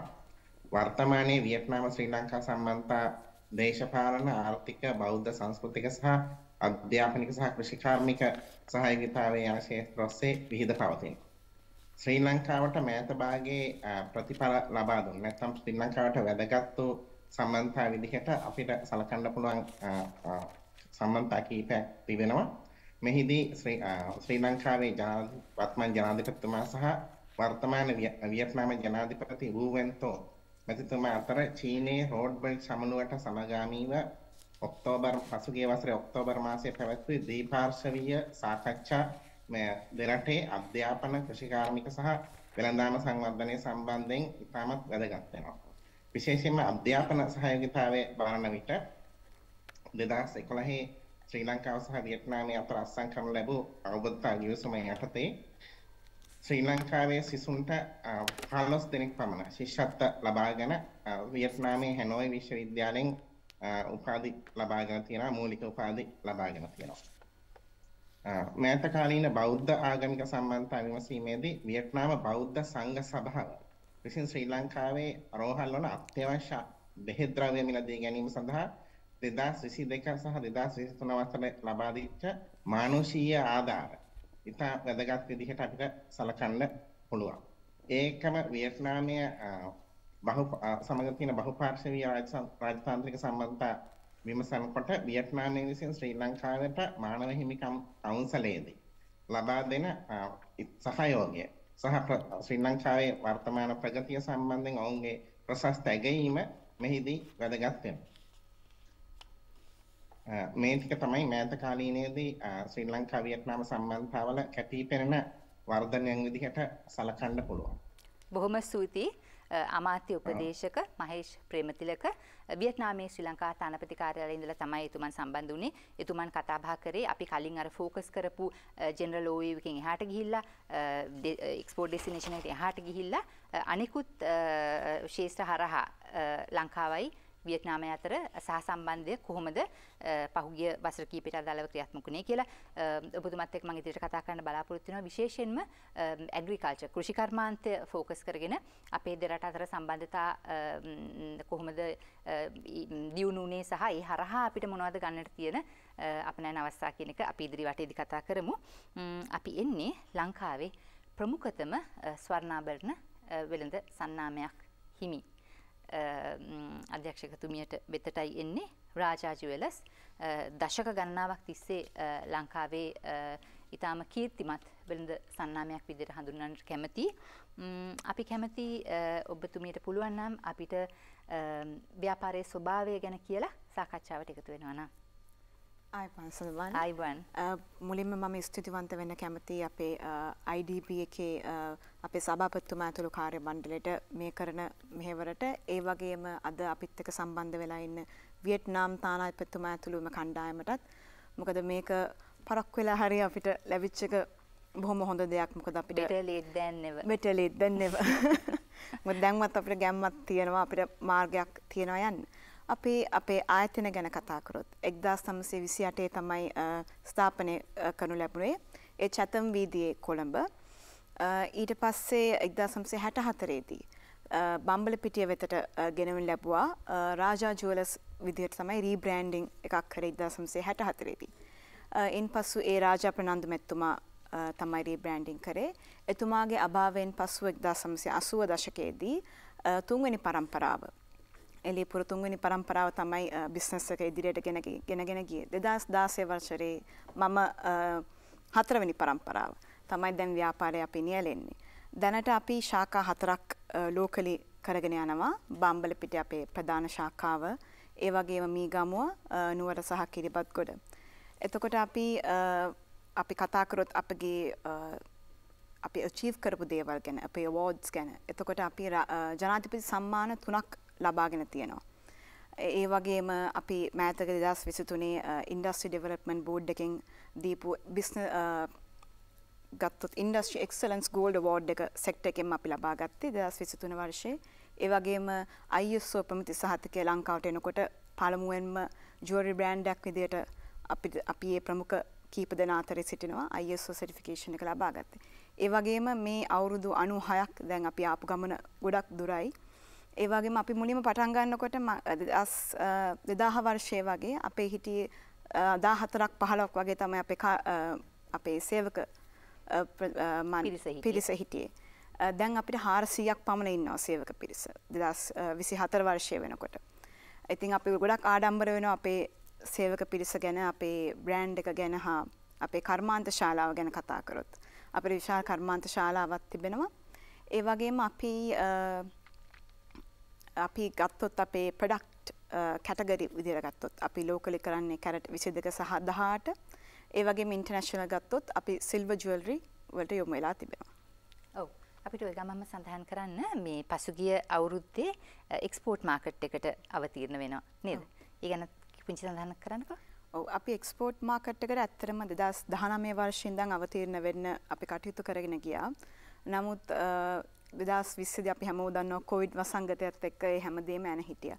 නමුත් ඒක ආශිර්වාදයක් විදියට ලැබුණු අවස්ථාවක් විදිහට අපි සලකනවා. මොකද 2020 වර්ෂයේදී අපිට කොවිඩ් ලොක්ඩවුන් එකත් එක්ක තේරුම් ගියා වෙබ්සයිට් හා ඔන්ලයින් සෙලිං වල තියෙන අවශ්‍යතාවය. එතකොට අපි අපේ වෙබ්සයිට් එක ඩෙවලොප් කරගෙන ඔන්ලයින් මාකට් එකක් ක්‍රියේට් කරගෙන අපි ඒ ආපු ගමන් මගේ ප්‍රතිඵලයක් විදිහට තමයි අපිට පසුගිය අවුරුද්දේ ඇමරිකාව වගේ රටකට එක්ස්පෝර්ට් එකක් යන අවස්ථාව උදා වුණේ. මොකද අපි හොඳ වෙබ්සයිට් එකක් තිබ්බ නිසා අපි ඒක දියුණු කරගෙන අපි නැවතත් රීලොන්ච් කරා අපේ වෙබ්සයිට් එක. ඒ විදිහට සොයාගෙන යද්දි තමයි ඇමරිකාවේ අපිට විවර වුණේ දොරටු එක්ස්පෝර්ට් එකකට. ඔව්. ඇත්තටම මේ ඒ ගැන විශේෂයෙන් කතා කරන්න බලාපොරොත්තු වෙනවා ඉදිරි වටවලදී. මොකද වෙබ්සයිට් එකක් මේන්ටේන් කරන එක සහ ඔන්ලයින් shopping channels වලට අවධානය යොමු කරන එකේ වැදගත්කම දැන් අපි මේ මුළු ප්‍රෝග්‍රෑම් එකේම මේ මුළු වැඩපිළිවෙලෙම කරන්න හදන්නේ අපේ රටේ ව්‍යවසායකයෙක්ට අපනයනකරුවෙක්ට වෙන රටක එක්ස්පෝර්ට් ඕපනින් එකක් අරන් දෙන්න. ඉතින් මේ මුළු මේ පෙළගැස්මම ඒ සඳහා කෙරෙන පෙළගැස්මක්. ඉතින් ඒ කන්ටෙක්ස් එකේ හිතනකොට මේ වෙබ්සයිට් එක ඉතා හොඳින් අයි කැචි විදියට, ඇට්‍රැක්ටිව් විදියට කෙනෙක්ගේ අවධානය ගන්න පුළුවන් විදිහට පවත්වාගෙන යාමේ වැදගත්කම තමයි ඒ ඔබතුමිය සඳහන් කරේ US වල බය කෙනෙක්ව හම්බ වෙන්නේ වෙබ් එක හරහා එන මේ ඉන්ක්වයරි එකකින් නේද? අපි ඒ ගැන ඉදිරියට විස්තර කතා කරමු. ස්තුතියි එළියපුර පවුල ලංකාවට අභිමානයක් පරම්පරා 4ක් ඔස්සේ පැවැත්වගෙන ආපු අත් නොහැරිය කීර්තිමත් වෙළඳනාමයක් විදිහට තමයි අපි ඔබ හමුවට ගෙනෙන්නේ. ඉතින් ඉදිරියට අපි කතා කරමු කොහොමද අපි මෙසේජ් එකක් දෙන්නේ මේ ඉන්ඩස්ට්‍රි එකට අලුතෙන් එන කෙනෙක්ට කොහොමද එක්ස්පෝර්ට් මාකට් එකක් හොයාගන්න තව වැඩි හොඳින් උත්සුක වෙන්නේ ඔබතුමියගේ අත්දැකීම් එක්ක. දැන් සාකච්ඡාවට එකතු කරගන්නේ මේකත් අපි මෙතෙක් අපිට මේ කනෙක් ශ්‍රී ලංකා හම්බ වෙච්ච නැති අලුත් ශාස්ත්‍රයක් අපි අපේ කතාබහට එකතු කරගන්නේ දැන් ඊළඟට කළුතර දිස්ත්‍රික් ප්‍රාථමික සෞඛ්‍ය පිළිබඳ රජයේ වෛද්‍ය නිලධාරීතුමන් ඒ වගේම රොයල් කෙයා රෝහලේ සහ වෛද්‍ය විද්‍යායතනයේ නිර්මාතෘ සහ සභාපතිතුමන් වෛද්‍ය උරේෂ් ප්‍රනාන්දු වෛද්‍යතුමනි ආයිබෝන් කියනවා. ආයිබෝන්. අපේ වැඩසටහනට එකතු කරගන්නට ඔබතුමන් සඳහනක් කරන්න මේ ව්‍යාපාරේ නැත්නම් මේක සර්විස් ඔරියන්ටඩ් ඉන්ඩස්ට්‍රි එකක් විදිහට අපි හඳුන්වන්න කැමති. අපිට සැකවින් විස්තරයක් කරන්න ඕව් එකක් දෙන්න බිස්නස් එක. බොහොම ස්තුතියි සඳමාලි මේ අවස්ථාව ලබා දීම සම්බන්ධයෙන්. ඉතින් මම මේ සභාව නියෝජනය කරන්නේ ඇත්තටම වෛද්‍ය වෘත්තිකයෙක් විදිහට වගේම වෛද්‍ය ව්‍යවසායකයෙක් විදිහට. ඉතින් වර්ෂ 2018 දී වෛද්‍ය ව්‍යවසායකයෙක් කියන එකත් අපිට අලුත් concept එකක් නේද? වෛද්‍ය ව්‍යවසායකයෙක්. ඔව් කියන්නේ. වර්ෂ 2018 දී ඇත්තට මගේ සීමාවාසික පුහුණුව අවසන් කරපු වහාම කුඩා වෛද්‍ය මධ්‍යස්ථානකින් තමයි මේ ව්‍යාපාරය පටන් ගන්නෙ.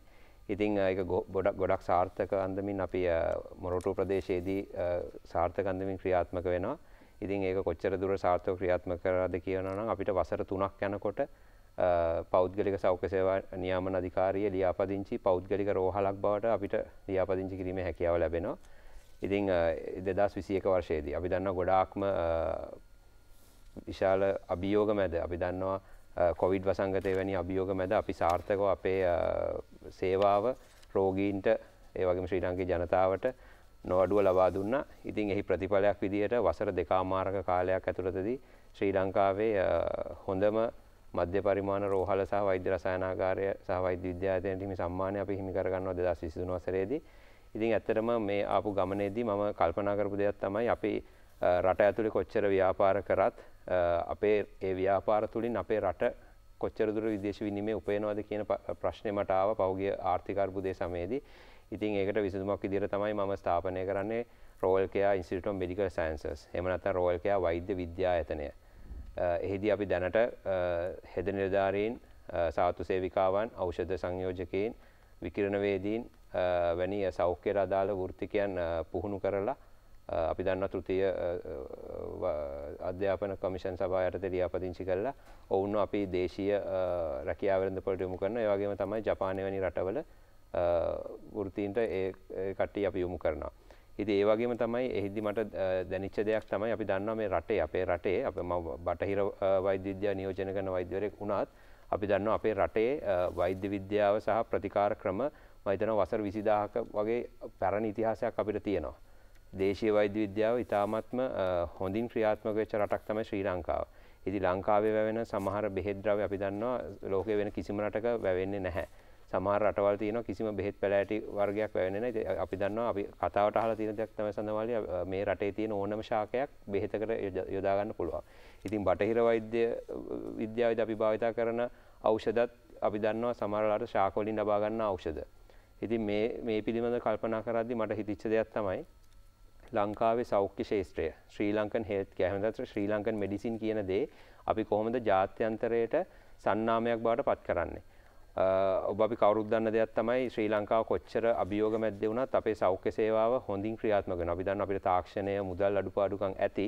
ඒ නමුත් අපේ තියෙන දැනුම හැකියාව කුසලතාව මම හිතනවා අපේ මේ විවිධ රටවල සංවර්ධිත රටවල තියෙන සෞඛ්‍ය පද්ධතියට අපිට අභියෝග කරන්න පුළුවන් තත්ත්වයට ඒක තියෙනවා. ඉතින් ඔබ දන්න ඒක නිසා තමයි අපේ සෞඛ්‍ය වෘත්තිකයන් කිසිම ගැටලුවකින් තොරව සංවර්ධිත රටවල ගිහිල්ලා රාජකාරී කරන්නේ.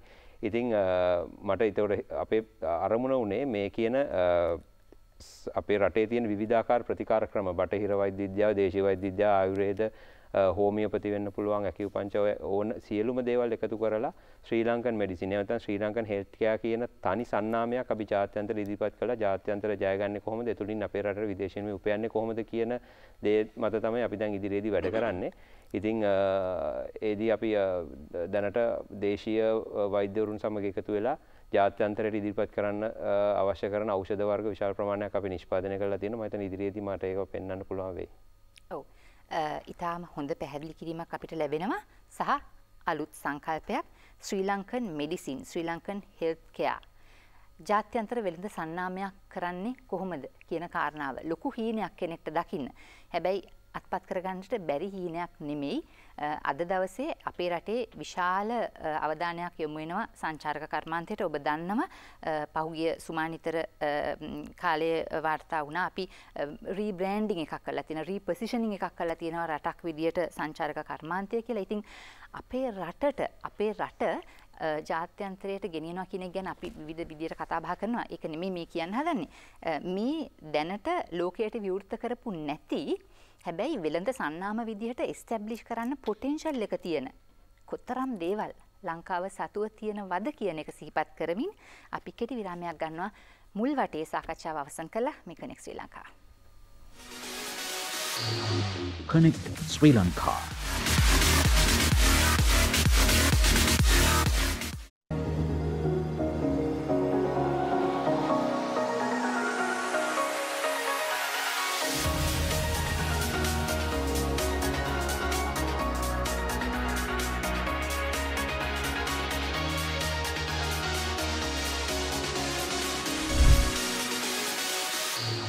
කනෙක්ට් ශ්‍රී ලංකා. කනෙක්ට් ශ්‍රී ලංකා දෙවන සාකච්ඡා වටේ මේ ආරම්භ කරන්නේ. අද දවසේ අපිත් එක්ක ඉන්නවා රොයල් කෙයාර්, රාජා ජුවෙලර්ස් සහ ලංකා කඩේ. අපි බොහොම සාරවත් කතා බහක් ගොඩ නගමින් ඉදිරියට යන්නේ මේ ඒ අතරවාරේ තමයි අපි දෙවන සාකච්ඡාව ආරම්භ කරන්නේ. අද දවසේ අපි ඔබ වෙනුවෙන්, අපේ රටේ ව්‍යවසායකත්ව වෙනුවෙන්, අපේ රටේ කර්මාන්තකරුවන් වෙනුවෙන් සජීවීව සම්බන්ධ කරගත්තේ කනෙක්ට් ශ්‍රී ලංකා සඳහා වියට්නාමේ ශ්‍රී ලංකා තානාපති කාර්යාලය. අපි නැවත වතාවක් ඉතාම ගෞරවයෙන් අපේ තානාපතිතුමන් මහාචාර්ය සජ් මෙන්ඩිස් අපේ තානාපතිතුමන්ව තමයි අපේ සාකච්ඡාවට ප්‍රවිෂ්ඨ කරගන්නේ. මම එතුමාව විමසන්නට යන්නේ හිතවතුනි මෙන්න මේ කාරණාව. අපි කලිනුත් සඳහන් කරා දශක කීපයක් ඇතුලේ වියට්නාමය අපිට සමාන අපි ගොඩාක් සිමිලැරිටිස් තියෙන රටවල් දෙකක්. දශක කීපයක් ඇතුළත ඉතාම සීඝ්‍ර අදහන්න බැරි තරමේ ආර්ථික වර්ධනයක් ඒගොල්ලන් අත්පත් කරගත්තා කියලා. ඒ නිසායි අපි කිව්වේ අපි විශ්වාස කරනවා රටක් විදිහට අපි ආර්ථික වර්ධනය ගැන හිතනවා නම් අපිට බෙන්ච්මාර්ක් කරන්න පුළුවන්. අපිට ලෙසන්ස් ගන්න පුළුවන් රටක් විදිහට අපි වියට්නාමය හඳුනා ගන්නවා කියලා. ඒගොල්ලන් සාර්ථක වෙන්න එක හේතුවක් විදිහට ලෝකෙ පිළිගන්න එකක් තමයි ඉතා විශාල වශයෙන් ෆ්‍රී ට්‍රේඩ් ඇග්‍රීමන්ට්ස් වලට විවිධාකාරයේ ගිවිසුම් වලට ලෝකයේ අනිත් රටවල් එක්ක වියට්නාමයේ ගිවිසුම්ගත වීම ඔවුන්ගේ මේ ශීඝ්‍ර ඇදහිය නොහැකි ආර්ථික සංවර්ධන සාර්ථකත්වයට හේතු වුණා කියලා ලෝකෙ පිළිගැනීමක් තියෙනවා. මම තානාපතිතුමන්ව විමසන්නට යන්නේ ඒ කාරණාව සම්බන්ධයෙන්.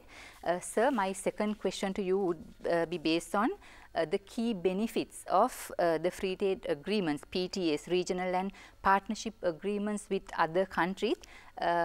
While you can keep a special focus on Vietnam and then share your insights on that, sir, please. Fine. Yeah. I very much appreciate your comments and as well as very thought-provoking and stimulating, intellectually stimulating questions and comments. Let me just state about Vietnam. Been here for about since last year January. Few countries in the world, I mean Sandamali and their colleagues, few countries in the world had suffered more than Vietnam. Now in 1858, Vietnam was invaded by the French, and then till 1945, the Japanese invaded. And then of course, I mean, 1941, 41 to 45, until Japan surrendered to the Allied forces. And then again, the French came, 54. And then 54, the US forces under Eisenhower administration, and then the Nixon administration, John F. Kennedy administration, then Nixon administration. It went on till 1975. So this is a country which had suffered immensely until 1975. In 1970s and late 70s, early 70s to late 70s, and even the beginning of 1980s, Vietnam was considered as one of the poorest countries in the world.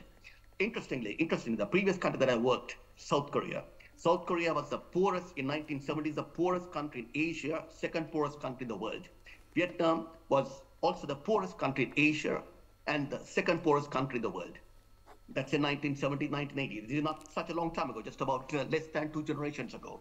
Now, the point I just want to make. Now, how did Vietnam make such a seismic economic transformation or transmogrification or a massive change in one generation? Now, Ms. Sandabali, in 1990, in 1990, per capita income of Vietnam, GDP per capita, that means GDP divided by the population. Yeah. Now, Vietnam GDP about $445 billion, and the population now it's about 100 million. So it's easy math. It's about 4,400 per capita, US dollars per capita. So that's a lower middle income country now. When you say a middle income country, that should be that the GDP of the entire world, $113 trillion divided by 8.1 billion. So that comes to about something about 13,500 US dollars per capita. So that's China is in the middle income category, and so is Malaysia, about 13,000, 14,000. So, but Vietnam is in a lower middle income category, and whereas Sri Lanka, if you get that now GDP with the depreciation of the Sri Lankan rupee in 2022 March, exactly 2 years ago, Sri Lanka GDP also came down to about 78 million. 78 billion US dollars, so divided by the population. So Sri Lanka GDP per capita is about 3,400. Earlier used to be close to 4,200. Earlier in 2021, 2020, it used to be same as Vietnam, but unfortunately, we had economic challenges. Yeah. I never use the word economic crisis. I use the word challenges. Economic challenges, the GDP per capita came down. Now, Vietnam in 1980, Vietnam's exports were 800 million US dollars. That was the same as in Sri Lanka. Sri Lanka's exports in 1980 was about 750 million US dollars. Now, that's about, 45 years ago. Yeah. Today, Vietnam's exports in 2022 was about $372 billion, and last year was about $360 billion. Sri Lanka's exports had gone up only by about 18 folds. It's about 13.5 or $14 billion last year. Yeah. So Vietnam's exports had increased by 500 times, about $800 million to $372 billion US dollars in 2022. And imports, of course, it's about $355 billion imports. So Vietnam's got a bilateral trade. In 2022, it's about $735 billion US dollars. It's one of the few countries which are enjoying a bilateral trade larger than the GDP. Another country, there are many countries. Other countries are, of course, as you know quite well, Singapore, Netherlands, United Arab Emirates. Now, Singapore, unique feature of Singapore is Singapore's got exports twice as high as the GDP. Exports only.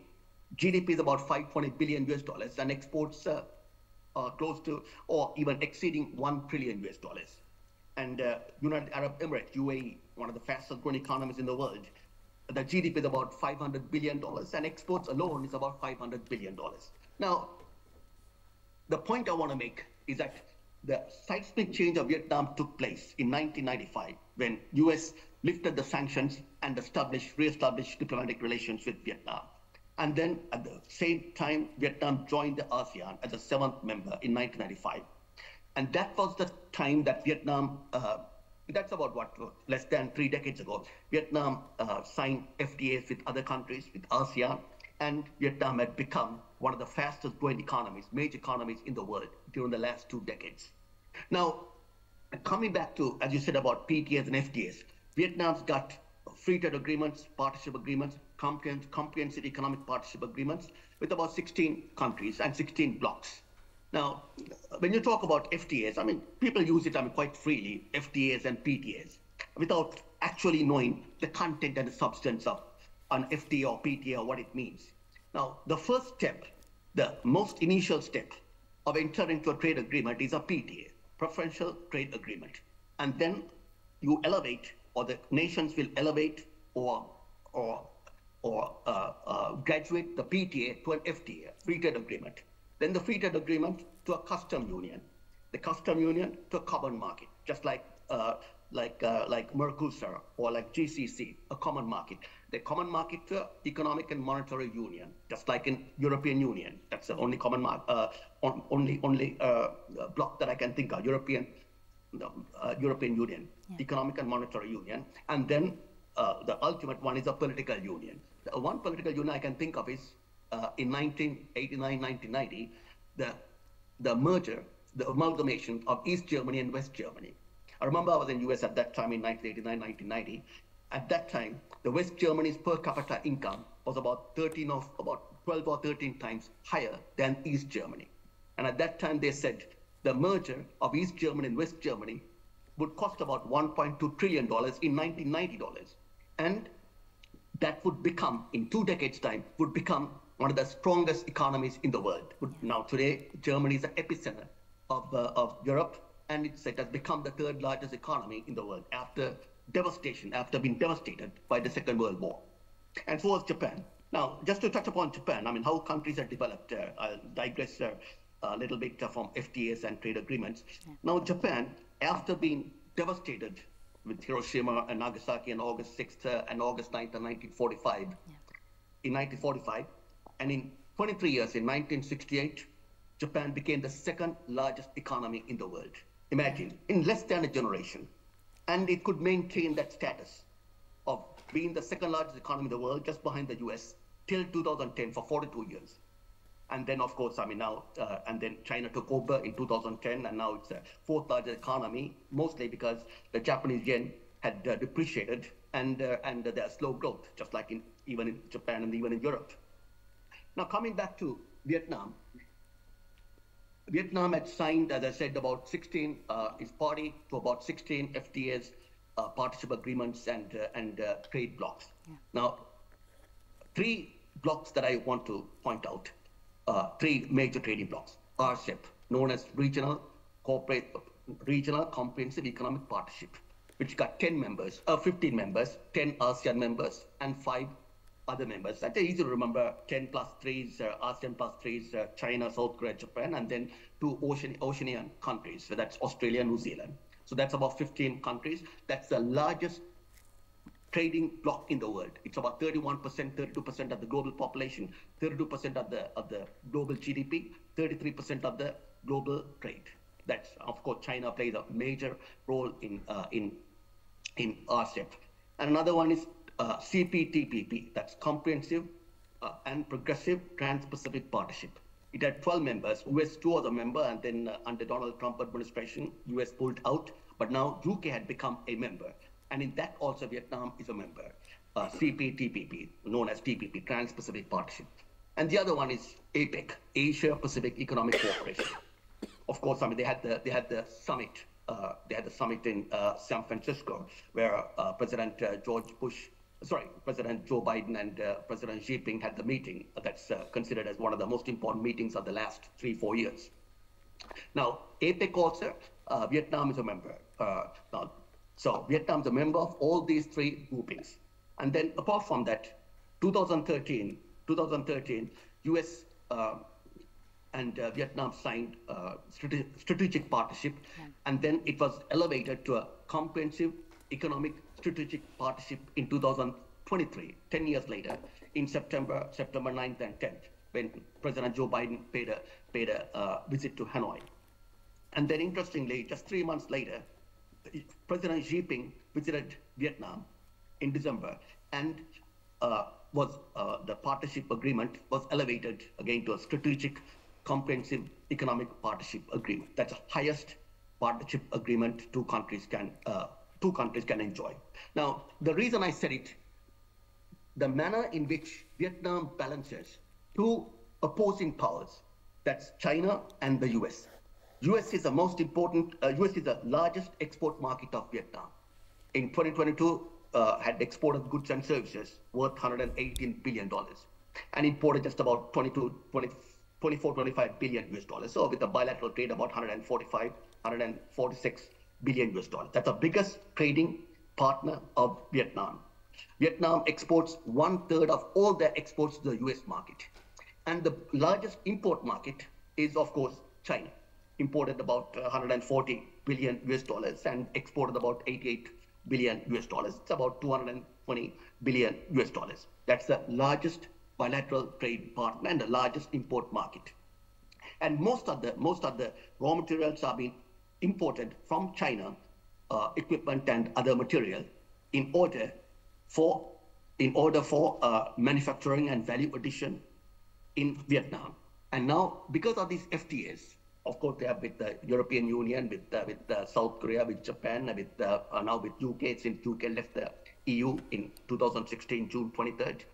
So because of that, because of FTAs, many countries, large corporates are investing in Vietnam because they could import the goods and services, the raw material, the products, to manufacture whether mobile phones or whether televisions or whether it's motor vehicles or whether it's Hyundai or Intel or computers or whatever it is, duty-free or tariff-free. And then they could export it also duty-free, tariff-free. And they have Vietnam has a very predictable structure. And the policies do not change. It's a communist, Marxist, socialist economy. Espoused by market attributes, market characteristics of the economy. That's the uniqueness of the economy of Vietnam. And I just want to point out, take the opportunity. You know, Sri Lanka, sometimes Sri Lankan policymakers and some economists, they keep on saying that Sri Lanka wants to be like Malaysia, wants to be like Singapore, wants to be like Vietnam, wants to be like Japan, wants to be like some other country. You cannot be like some other country. You can elicit certain attributes of that particular country. Because just somebody was saying, I remember when I was in university, somebody was saying that a cat cannot be like a dog cannot be like a lion cannot be like a tiger cannot be like elephant. I mean, cannot, because you have your own geographic endowments and your own attributes and your own strengths and weaknesses and your own strategic locations. Now, Sri Lanka's got one of the best locations. So is Vietnam, so is Singapore. But having the strategic location would not make a country a successful country, a developed country, a prosperous country, an advanced economy. You need to unleash and exploit that particular location. Sri Lanka is one of the best locations one could think of. I remember former commander of the Navy, US commander of the Navy, Harry Harris. He was in charge of the 5th Fleet. When he came to Sri Lanka for Goal Dialogue in 2016, and after that he was the ambassador of US in South Korea, when I was ambassador there in South Korea. He used to say that Sri Lanka's got 3 things going, 3 massive attributes or endowment that Sri Lanka has. I asked him what they were. He said, location, location, location. Now, that Sri Lanka needs to exploit and unleash that potential of the location. Now, about FTAs. Now, many countries are investing in Vietnam. Vietnam has become, Ms. Sandabali, Vietnam has become a mecca for manufacturing, foreign direct investments, and for outsourcing, as well as for shopping and tourism. It's a mecca. Now, the reason being, I remember in 1989, 1990, I was working for Lehman Brothers at that time in New York. And then Intel, one of the largest companies, Intel at that time, even now, one of the largest chip makers in the world, along with TSMC, Taiwan Semiconductor Manufacturing Company, and I think Micron Technologies, and then Intel. Intel was to invest about $600 million. At that time, Intel stock also went down. Intel stock also went down a little bit because Vietnam was basically a country devastated by a string of military conflicts, including with China in 1979. And just recovering, barely recovering after the Vietnam War, one of the bloodiest wars of the last century, apart from Korean War. And so Intel at that time, the CEO of Intel was Andy Grove. He passed away. He was being selected as, at that time, was selected as one of the finest CEOs of the world when he ran Intel. At that time, in my lecture, I used to say that if you ask any student, any graduate student, what company they wanted to join, what company? Now they'll just say Apple or Google or Facebook or Tesla. At that time, they would just say two companies, either Intel or Hewlett-Packard. So Andy Grove decided, I'm just to invest. And then they have asked from the Vietnamese government, the Communist Party of Vietnam, so many things, so many privileges, so many incentives. And they bent backwards because Vietnamese government knew if they could attract Intel, they could attract other large global players, money managers, large corporates. Thank you so much. That investment got fructified. Sure. Yeah, let me, can I continue? Yeah, continue, sir. Sorry. Continue. Yes. And then after Intel came, and then of course, Hyundai, Samsung, the Korean companies and Japanese companies and other US companies, all those companies basically moved into Vietnam. People who are ultra high net worth individuals and large corporates, they know that at that time they knew Intel would not make a mistake. Now, for example, if Warren Buffett or Berkshire Hathaway makes an investment of, let's say a small amount, $50 million in Sri Lanka stock market, trust me, stock market will go up by 50% within the next 1 year. If it's 11,500, the index now, ASPI, All Share Price Index, it'll go up to about 17,000 by the end of the year.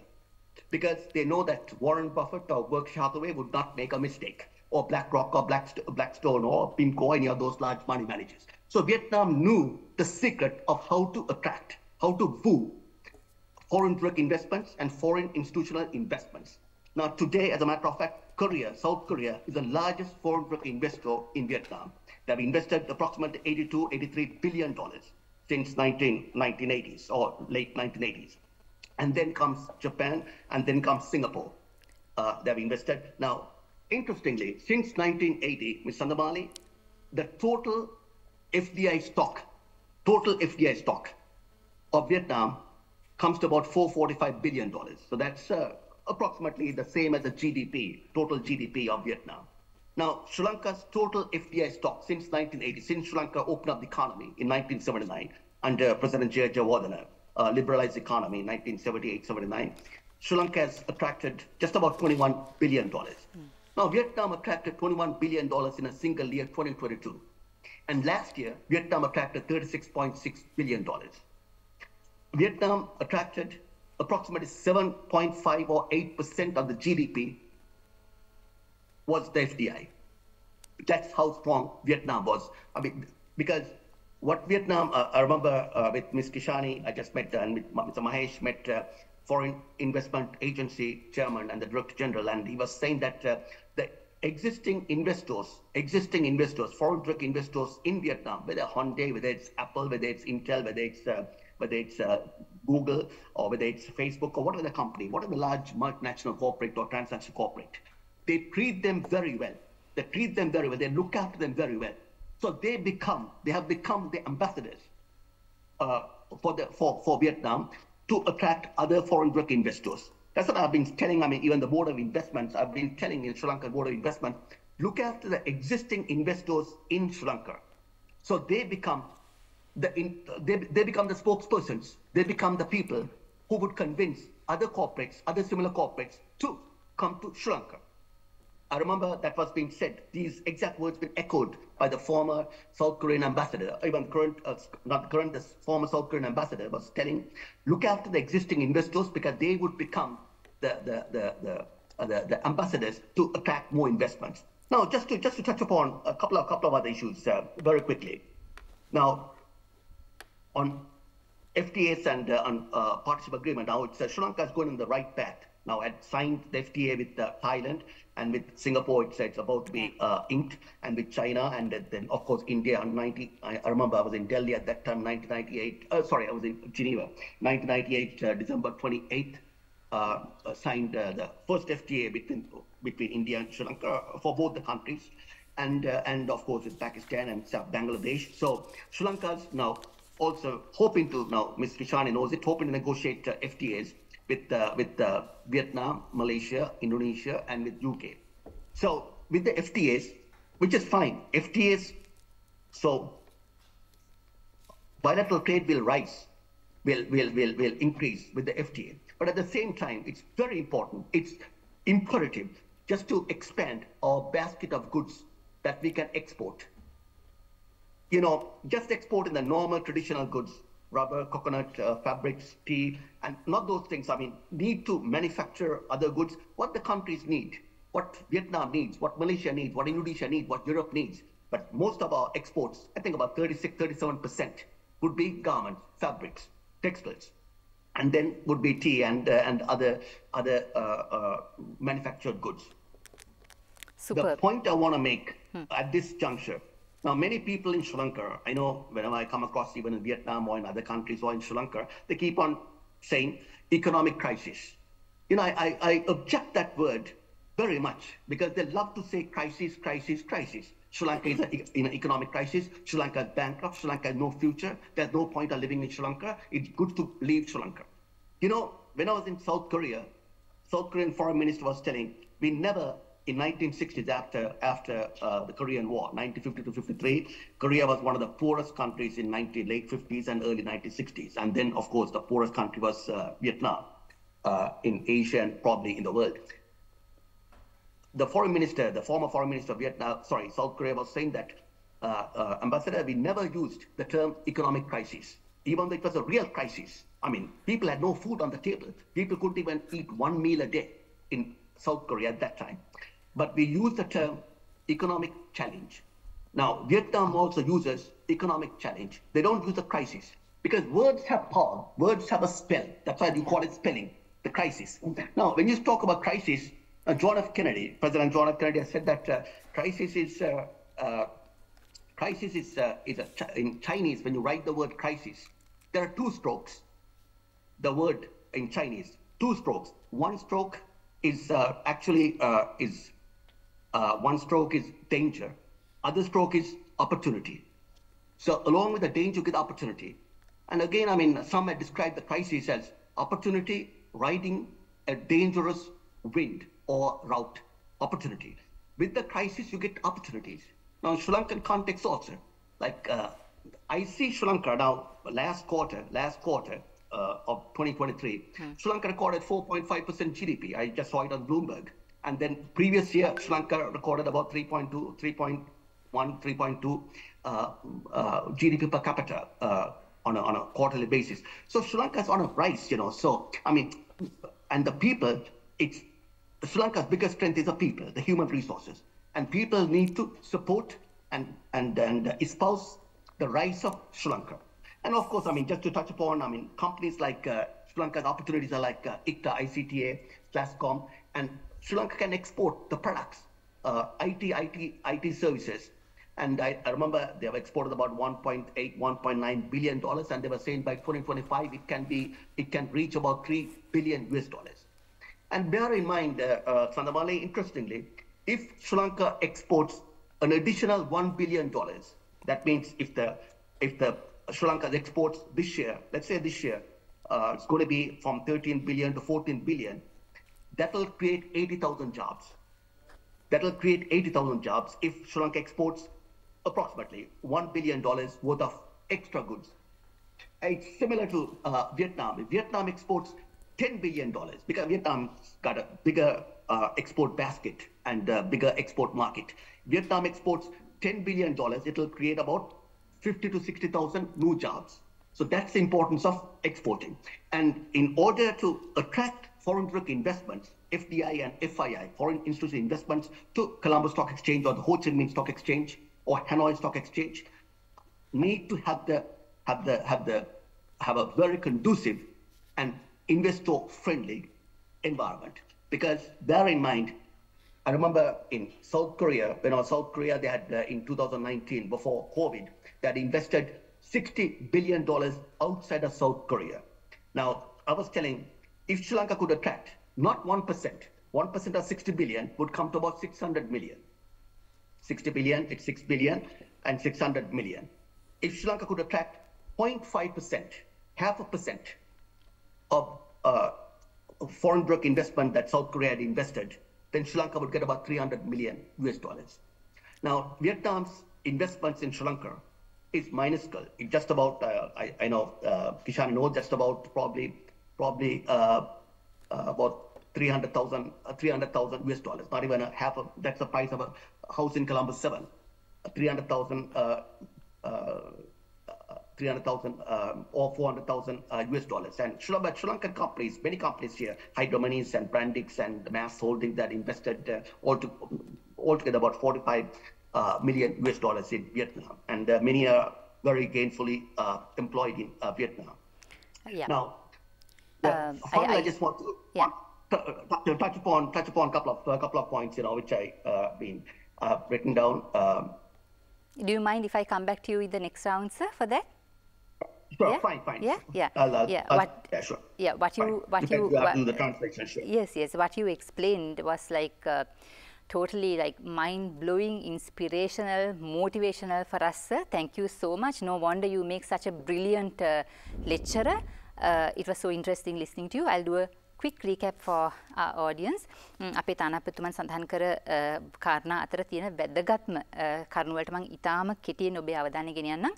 ඊටාම දුප්පත් රටක ඉඳලා වියට්නාමය ලෝකයේ මීට දශක කිහිපයකට කලින් මේ මහා විශාල දැවැන්ත ඉකොනොමික් ට්‍රාන්ස්ෆෝමේෂන් එක ඔවුන් ලබාගත්තේ කොහොමද කියන එක ගැන තමයි එතුමන් විශේෂයෙන්ම කතා කරේ. ඉතින් ඒ වගේ මේ සිංගල් එක ජෙනරේෂන් එකක් ඇතුලේ ඒ ට්‍රාන්ස්ෆෝමේෂන් එක සිද්ධ වුණා කියන කාරණේ එතුමන් සඳහන් කරේ. කොහොමද වියට්නාමයේ එච්චර ලොකු මේ පුදුම සහගත දෙයක් කරගත්තේ කියන එකේදී මූලික කරුණු තුනකට එතුමන් අවධානය යොමු කරා. රටක මේ දේශපාලන නායකත්වය පොලිසිස් වෙනස් නොකර ඉන්න එකේ තියෙන වැදගත්කම. රටක ප්‍රතිපත්තිමය තීන්දුව తీරන රටේ ජාතික අවශ්‍යතා අනුව අරගත්තට පස්සේ ඒවා වෙනස් නොකර පවත්ව ගන්න එකේ වැදගත්කම consistency of policies කියන එක ඉහළින්ම සඳහන් කරා එතුමන්. ඒ වගේම තමයි අපේ රටේ මේ strategic location එකේ තියෙන වැදගත්කමෙන් අපි හරියට ප්‍රයෝජන අරන් තියනවද නැද්ද කියන කාරණාව. ඒකත් දෙවෙනි කාරණාව විදිහට සඳහන් කරා. වියට්නාමයේ ලබාගත් දියුණුව අපි කොහොමද බෙන්ච්මාර්ක් කරන්නේ, අපි කොහොමද අපි එකකින් ලෙසන් එකක් ගන්න කොහොමද කියන ඇන්ගල් එකෙන් තමයි එතුමන් ඒ සඳහන් කරේ. අනිත් එක තමයි විදේශ ධන ආයෝජන රටකට දියුණු වෙන්න මොන තරම් වැදගත්ද කියන කාරණාවත් එතුමන් සඳහන් කරා. සහ බොහෝ වාරයක් කිව්වා මේක ඉකොනොමික් ක්‍රයිසිස් එකක් කරගන්න නැතුව මේක ඉකොනොමික් චැලෙන්ජ් එකක් කරගන්න, ආර්ථික අර්බුදයක් නැතුව ආර්ථික අභියෝගයක් විදිහට මේ දිහා බලන්න කියන එකේ වැදගත්කම සහ බොහෝ රටවල් වල උදාහරණ එක තමයි මේ කතාව කරේ. ඉතින් අපි සුතිවන්ත වෙනවා එතුමන්ට. වියට්නාමයේ ලබාගත් ඒ දැවැන්ත දියුණුවේ එක ලොකු පාර්ශවයක් තමයි අනිත් රටවල් එක්ක ද්විපාර්ශ්වික සහ මේ ඇති කරගත සහ සම්බන්ධතා කියන එක. අනිත් එක තමයි රටක් දියුණු කරන්න මේ එක්ස්පෝර්ට් කියන පොඩි කෑල්ල අයිසොලේට් කරලා අරගෙන දියුණු කරලා එහෙම කරන්න බෑ රටක ආර්ථික දියුණුවක් ගන්නකොට ඒ මුළු චේන් එකම ඉම්පෝර්ට්ස් එක්ස්පෝර්ට් මේ මුළු වැලියු චේන් එකම එකවර දියුණු වීම සිද්ධ විය යුතුයි කියන කාරණාවත් කියුණා. ඉතින් අපි බෙහෙවින්ම ස්තුතිවන්ත වෙනවා. නැවත වතාවක් සාකච්ඡාව අරගෙන ඉන්නේ අපේ මැදිරිය තුලට මම කැමති සිතාරා මහත්මියගෙන් අහන්නට අපිට කෙටියෙන් පැහැදිලි කිරීමක් කරන්න. අපි දැන් වියට්නාමයේ වෙළඳපළ ගැන බොහෝ කතා බහ කරානේ. අපේ රටේ කර්මාන්තකරුවන් අපේ රටේ ව්‍යවසායකින් දියුණු කරන්න කාර්මික සංවර්ධන මණ්ඩලය විශාල වැඩ කොටසක් කරගෙන යනවා. ඒ අතරේ තියෙන එක වැදගත්ම දෙයක් තමයි මේ වසරට ප්ලෑන් කරලා තියෙන මේ එක්ස්පෝ ඉන්ටර්නැෂනල් එක්සිබිෂන් එක.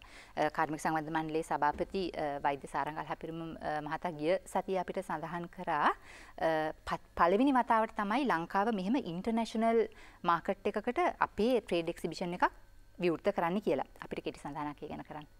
ඔව් සඳමාලි ඒක ඉන්ඩස්ට්‍රි ඉන්ටර්නැෂනල් ඉන්ඩස්ට්‍රි එක්ස්පෝ පවත්වන්නේ ජුනි 19 ඉඳන් ජුනි 23 දක්වා දවස් 5ක් BMICH පරිශ්‍රයේදී පැවැත්වෙනවා. ඒක අර සෙක්ටර්ස් 25ක් විතර තියෙනවා ලංකාවේ. ඒ 25ම ආවරණය කරන විදිහට තමයි සැලසුම් කරලා තියෙන්නේ. එතකොට පළවෙනි වතාවට මං හිතන්නේ කර්මාන්තාංශය විදේශීය සැපයුම් කරුවන් සමග ඒ කියන්නේ එක්සිබිටර්ස්ලා ඉන්වෙන්ටර්ස්ලා ඉන්වෙස්ටර්ස්ලා ඒ වගේ සැලසුමක් තමයි මේ හදලා තියෙන්නේ. ඉතින් මං හිතන්නේ ප්‍රදර්ශන කුටි 1000කට වැඩි සංඛ්‍යාවක් තියෙනවා. ඒත් එක්කම රටවල් අවම වශයෙන් 20ක්වත් අපි සැලසුම් කරගෙන යනවා සහභාගී කරවා ගන්න. එතෙන්දී එතකොට මං හිතන්නේ විදේශ කටයුතු අමාත්‍යාංශයේ මේ දැනටමත් සම්බන්ධ වෙලා ඉන්න වියට්නාම් තානාපති කාර්යාලයත් අපිත් එක්ක ළඟින් වැඩ කරනවා. ස්තුතිවන්ත වෙනවා තානාපති කාර්යාලයටත්. ඒ සඳහා මේ රටට විදේශීය දූත පිරිසක් එවීමට සහ එක්සිබිටර්ස්ලා එවීමට. ඉතින් මං හිතන්නේ එතෙන්දී අපිට අර ලංකාවේ තියෙන අපේ පොටෙන්ෂල් එක, ඒ කියන්නේ අපේ තියෙන නිෂ්පාදන හැකියාව පෙන්눔 කිරීමට මං හිතන්නේ ඊටාම හොඳ ස්ථානයක් වෙනවා. මම මෙතන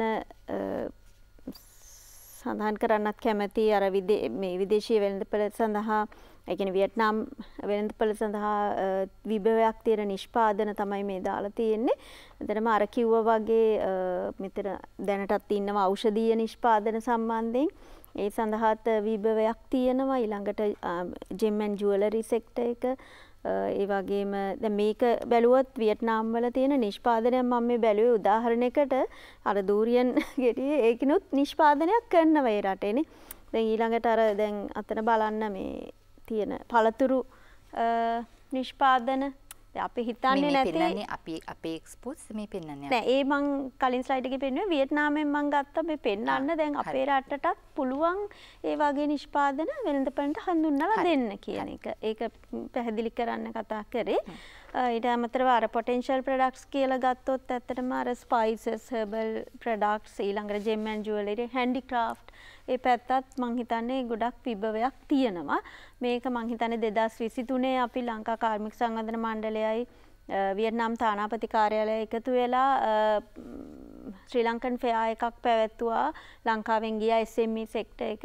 එතකොට ඔය ජෙම් ඇන්ඩ් ජුවලරි ඒ වගේ එතකොට අඳුනගත්ත අපි මේ වගේ නිෂ්පාදන වලට ලොකු විභවතාවයක් තියෙනවා වියට්නාම් වෙළඳපළ තුල. ඉතින් මම තානාපතිතුමාටත් ක්‍රිෂානි මහත්මියටත් මේ වෙලාවේ අවස්ථාවක් කරගන්නවා. ඊටාම ස්තුතිවන්ත වෙනවා ඒ 2023 ෆෙයා එක සංවිධානය කිරීම සම්බන්ධයෙන්. ඔව්. ඔබතුමියට අපි බෙහෙවින් ස්තුතිවන්ත වෙනවා මේ පැහැදිලි කිරීමට. ලංකා කඩේ එක්ස්පෝර්ට්ස් වලටයි අපි ආපහු යන්නේ. අපි කැමති ඔබතුමාගෙන් දැනගන්නට දැන් මේ ට්‍රේඩ් ෆෙයාස්, ට්‍රේඩ් එක්සිබිෂන්ස් වලට සහභාගී වීම ගැන අපේ ව්‍යවසායකින්ට අපේ එක්ස්පෝර්ටර්ස්ලාට මික්ස් ෆීලිංග්ස් තියෙනවා. ඒ කියන්නේ සමහරු කියනවා ඒක විශාල වියදම් දරන එකක් කියලා, සමහරු කියනවා හරියටම බය කෙනෙක් නැතුව ඒ යන එක අවදානම් කියලා. ඒ අතරේ තව අපිට ඒ රටවල් වලින් අහන්න තියෙන දෙයක් තමයි උපුල් මහත්මයා මේ අපි ට්‍රේඩ් එක්සිබිෂන්ස් වලදී අපි එච්චර සාර්ථක නැහැ කියලා නේ. ඒක අපේ විසිබිලිටි එක මදි කියලා අපිට ඇහෙනවා. නැත්නම් අපි හරියට ප්‍රොඩක්ට් රේන්ජ් එකක් ගෙනහිල්ලා නැහැ වගේ කතා අපිට එහෙන් අහන්න ලැබෙනවා. ඔබේ අත්දැකීම් කොහොමද ඒක? සම්පූර්ණ කතා ටික ඔක්කොම ඇත්ත. අපේ ට්‍රේඩ් ප්‍රයිස් ඕගනයිස් කරලා මම ගිහලා තියෙනවා. අපේ ට්‍රේඩ් ප්‍රයිස් වල අපි මේ ගිහලා තියෙනවා. මම මගේ ට්‍රේඩ් ප්‍රයිස් මම ඒතර හෙක් කරනවා. කරද්දි මෙයාලත් ඇවිල්ලා පැත්තකින් සයිඩ් එකකින් ඉන්න ගොඩක් තියෙනවා. EDB එකකින් ඕගනයිස් කරලා මම හිතන විදිහට නිවරම්බර්ග් ටොයි ෆෙයා එකේ අවුරුදු ගානට ඉස්සලා තිබුණ එකක්. ඊට පස්සේ මම හිතන්නේ බර්මින්ගම් ස්ප්‍රින්ග් ෆෙයා එකෙත් හිටියා. තව ට්‍රේඩ් ඉන්ටර්නැෂනල් ෆෙයාස් මට එයාලා හම්බෙලා තියෙනවා. මම ගිහලා කතා කරනවා ලංකා කට්ටිය කියලා. එයාලගේ ප්‍රසන්ටේෂන් එකක් නැහැ. එයාලා අපරාධ සල්ලි විතර කරලා තියෙනවා. මම කියන්නේ අපරාධ මේ සල්ලි විතර කරලා තියෙන සල්ලි විතර කරන්න ඕන හරි තැන. අපි අර කොනේ ස්ටෝල් එකක් ගහවට වැඩක් නැහැ. ස්ටෝල් එක තියෙන අපිට මෙතන. ඒතර සෙනග යන පාරක හරි හයිවේ එකක් වගේ තියෙන තැනක තමයි location is very important, and that is if we have a code and nobody go there, there's nobody, it's no good. අපිට තියෙන ලොකු ප්‍රශ්න දෙතුනක් අපේ ප්‍රසන්ටේෂන් එක ගන්න අපේ ට්‍රේඩ් පැක් එකේ බූත් එක ගන්න අන්තිම කොනේ කොහරි මේ අන්තිම මේ පොඩි කෑල්ලක ගන්න එතන පොඩි ස්ටෝල් 4-5ක් ගහලා දෙනවා අපේ කට්ටිය බඩු ඩිස්ප්ලේ කරන්නේ පුටුවක් උඩ නැත්තම් පොඩි තැනක මෙයාලා බඩු අරගෙන සූට් කේස් එක එහෙම අරන්ගෙන් ට්‍රේඩ් පැක්ස් කරන්න බෑ ඉස්සර පුළුවන් ඉස්සර මිනිස්සු අවුරුදු 30කට ඉස්සර පුළුවන් දැන් everything is presentation and your buyers are young people. All the buyers are young people. They need to have point of sales to see what you're going to buy this time for my shop or my organization. They buy from the December of the Christmas product. Okay. එතනදී අපේ කොහොමද present light ඉන්නේ light දාන්න තැනක් නැහැ. එහෙම නැත්නම් අපේ කට්ටිය මොබයිල් ෆෝන් එකේ ඉන්නේ කතා කරන්න කෙනෙක් නැහැ. මේ ඔක්කොම තියෙනවා එලගාව. වැරදි. හොඳ කට්ටියත් ඇති. මම තාම දැකලා නැහැ. මම දැකපු ගොඩක් වෙලාවට දකින්නේ මේ අපේ visual එක මදි. අපේ visibility එක මදි. Sorry, visibility එක මදි. අපි ගොඩක් අර අපි ට්‍රේඩ් පැක් ගන්න විදිහ මොකද අපිට අඩුවට දෙන්නේ නැහැ ප්‍රයිස් එක. එයාලා දෙන්නේ අර ගන්නවා තමයි. අපි මේ ඩොලර් 50,000කට ගෙදන් කරන එක අපි ඩිමාන්ඩ් කරන අපිට ඕන තැන. ඒක මම හිතන්නේ ඇම්බසි තානාපති කාර්යාලයෙන් හරි ට්‍රේඩ් මිනිස්ටර් තමයි කරනවා නැත්තේ. එයාලා ඩිමාන්ඩ් කරන අපිට ඕන තැන. මොකද ඩිමාන්ඩ් කරන කට්ටිය ඉඳලා කරගෙන තියෙනවා. කරගන්නවා එයාලා.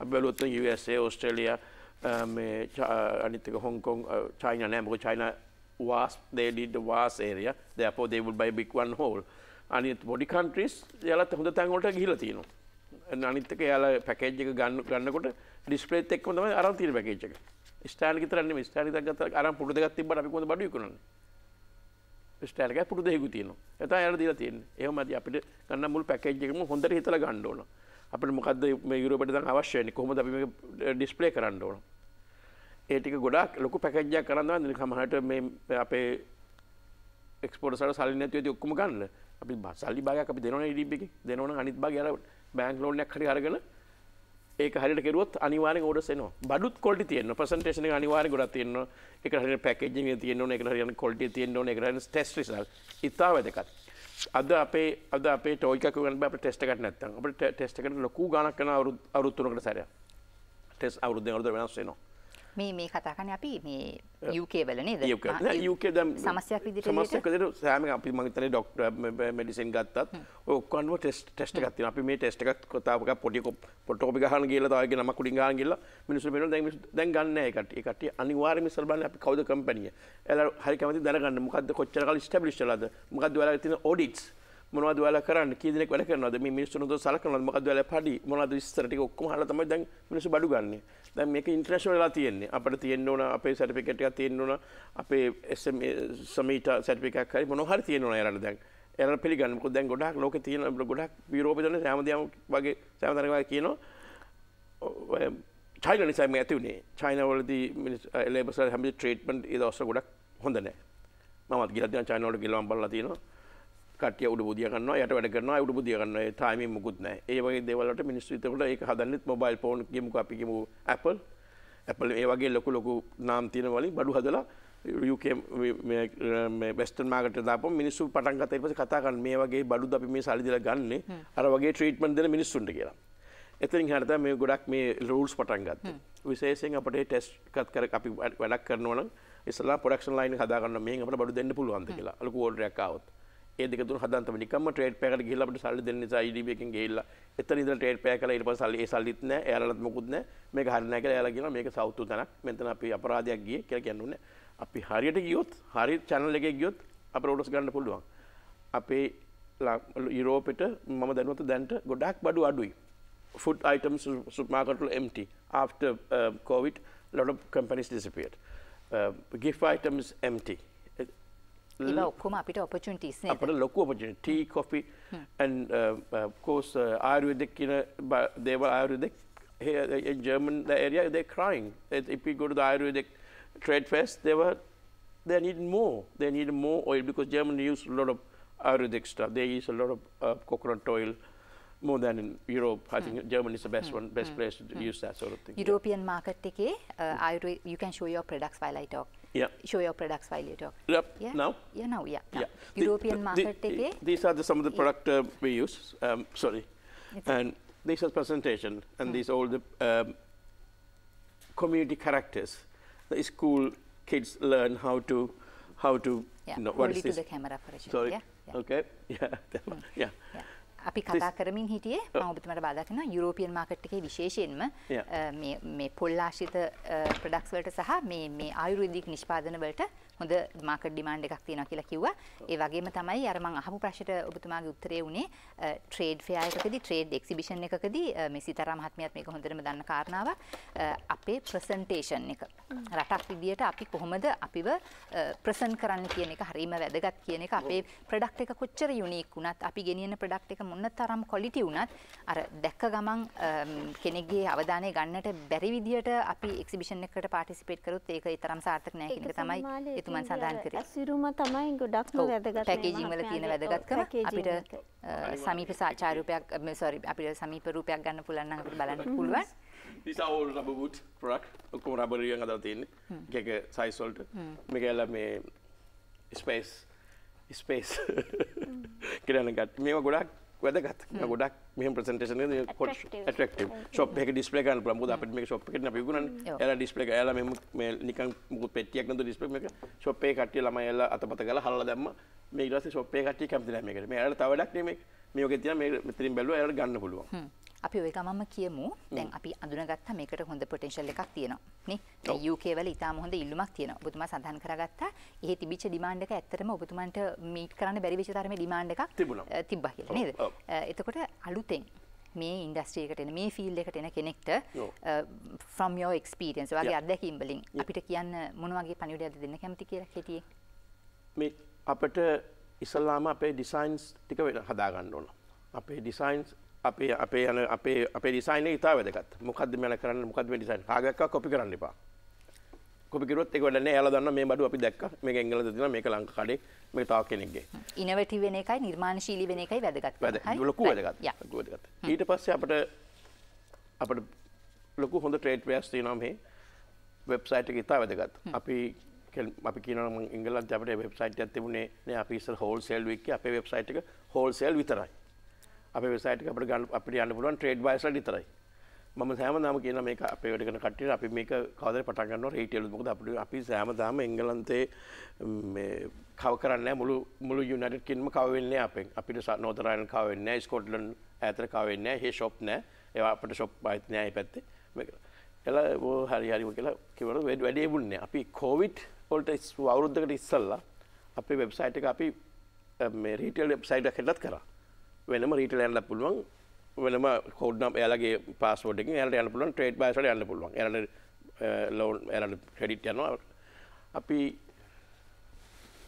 220,000 pound we had from our trade by the COVID year Covid කාලේ ඉස්තා විශාල ලොකු ලාභයක් ලබන්න පුළුවන් වුණා කියන කාරණාව නේද අපිට මොකද ෂොප් වහලා මිනිස්සුන්ට ගන්න විදියක් නැහැ එතකොට ගන්න පුළුවන් ඔන්ලයින් විතරයි ළමයි ගෙදර ඉන්නවා අම්මලා ගෙදර ඉන්නවා කරන්න දෙයක් නැහැ මෙයාට බෝරින් එයාලා ඔක්කොම business ready business online හිටපු සේලුම් business jewelry business they are all profited really well on the alcohol business it's the biggest one alcohol was one of the biggest one and also death of alcohol at that time is also biggest one and they use quite a lot because they are boring at home මේ industry එකට තියෙන potential එක ඒ රටවල් වලට යන්න ඒ බයස හොයාගන්න අත්‍යවශ්‍ය දේවල් අපි පැකේජින් ගැන කෙටියෙන් කිව්වා නේද? නිර්මාණශීලී ඩිසයින්ස් තියෙන උනේ ගැන කිව්වා. ඉතින් මේ සියල්ල එක වෙබ්සයිට් එකේ ඉම්පෝටන්ස් එක අපි එම්ෆසයිස් කරනවා නේද? I agree with that.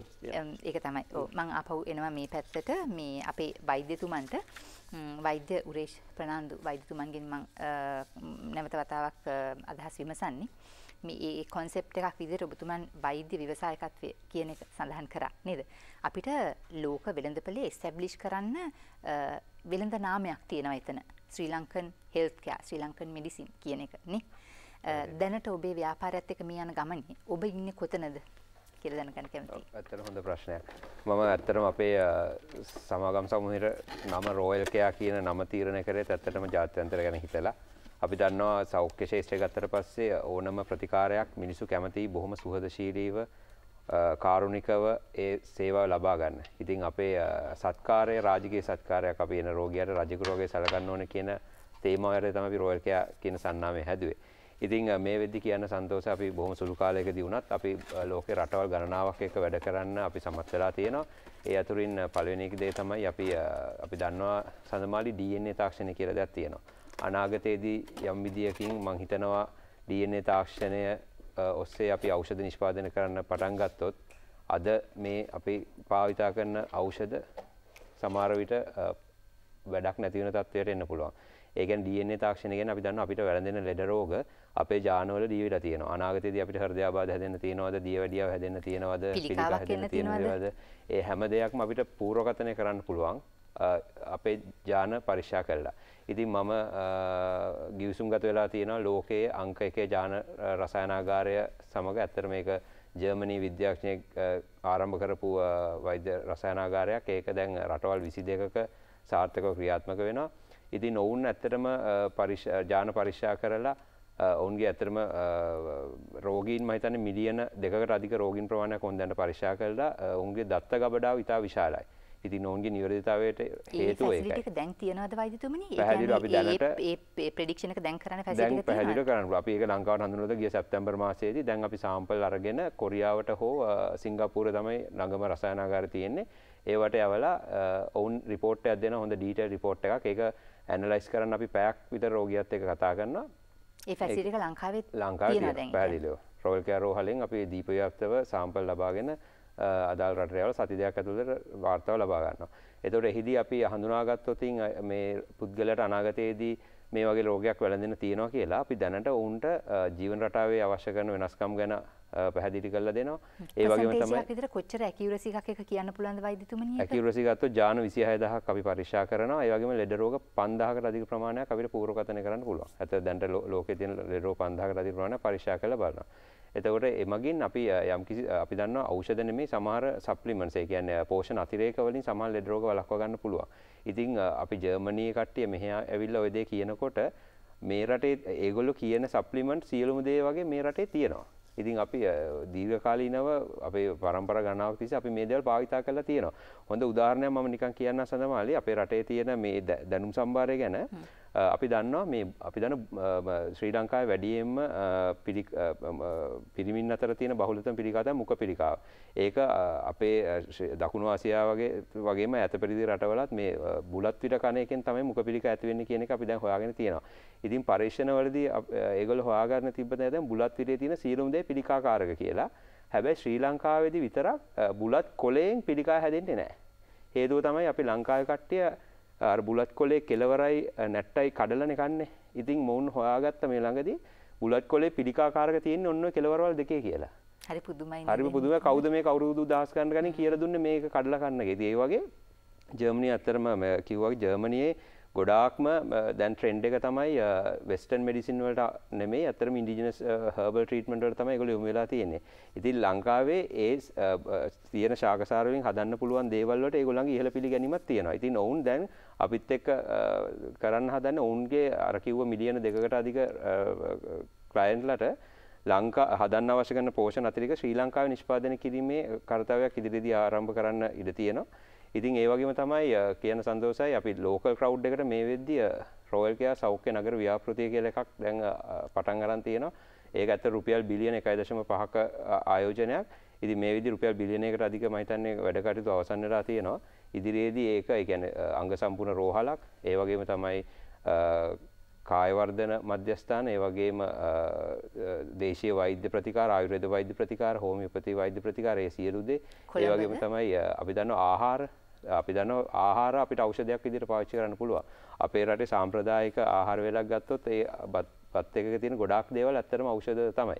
අපි දන්නවා කොලෙස්ටරෝල් වගේ දේවල් වලට අපි ෆැටි ලිවර් වලට අපි දන්නවා ඩයට් එකක් හැදුවොත් එහම අපි දන්නවා හීම් බෝවිටියා වගේ පැරණි ශාකසාර වලින් අපේ ෆැටි ලිවර් කියන එක පුදුම විදියට සනීප කරන්න පුළුවන්. ඉතින් අපි දන්නවා මේ බටහිර අපේ වෛද්‍යවරු විශේෂඥ වෛද්‍යවරු පෝෂණ වේදීන් පවා දැන් රෙකමන්ඩ් කරනවා අපි මේ දේවල් වලට මේ දේවල් සොයා බලනවා මොකද්ද අපේ ලෙඩ රෝග වලට අවශ්‍ය කරන ආහාර රටාව අපිට ආහාරයට එක්කව කරගන්න ඕන මොන දේවල්ද කියන එක. ඉතින් ඒ වගේ අපි ආහාරය ඇත්තටම ඖෂධයක්. එතකොට අපේ සෞඛ්‍ය නගර ව්‍යාපෘතියේ තියෙන ෆුඩ් කෝට් එක ඇත්තටම සම්පූර්ණයෙන්ම කාබනික සහ සෞඛ්‍යයට හිතකර ආහාර වලින් පිරීලා තියෙනවා.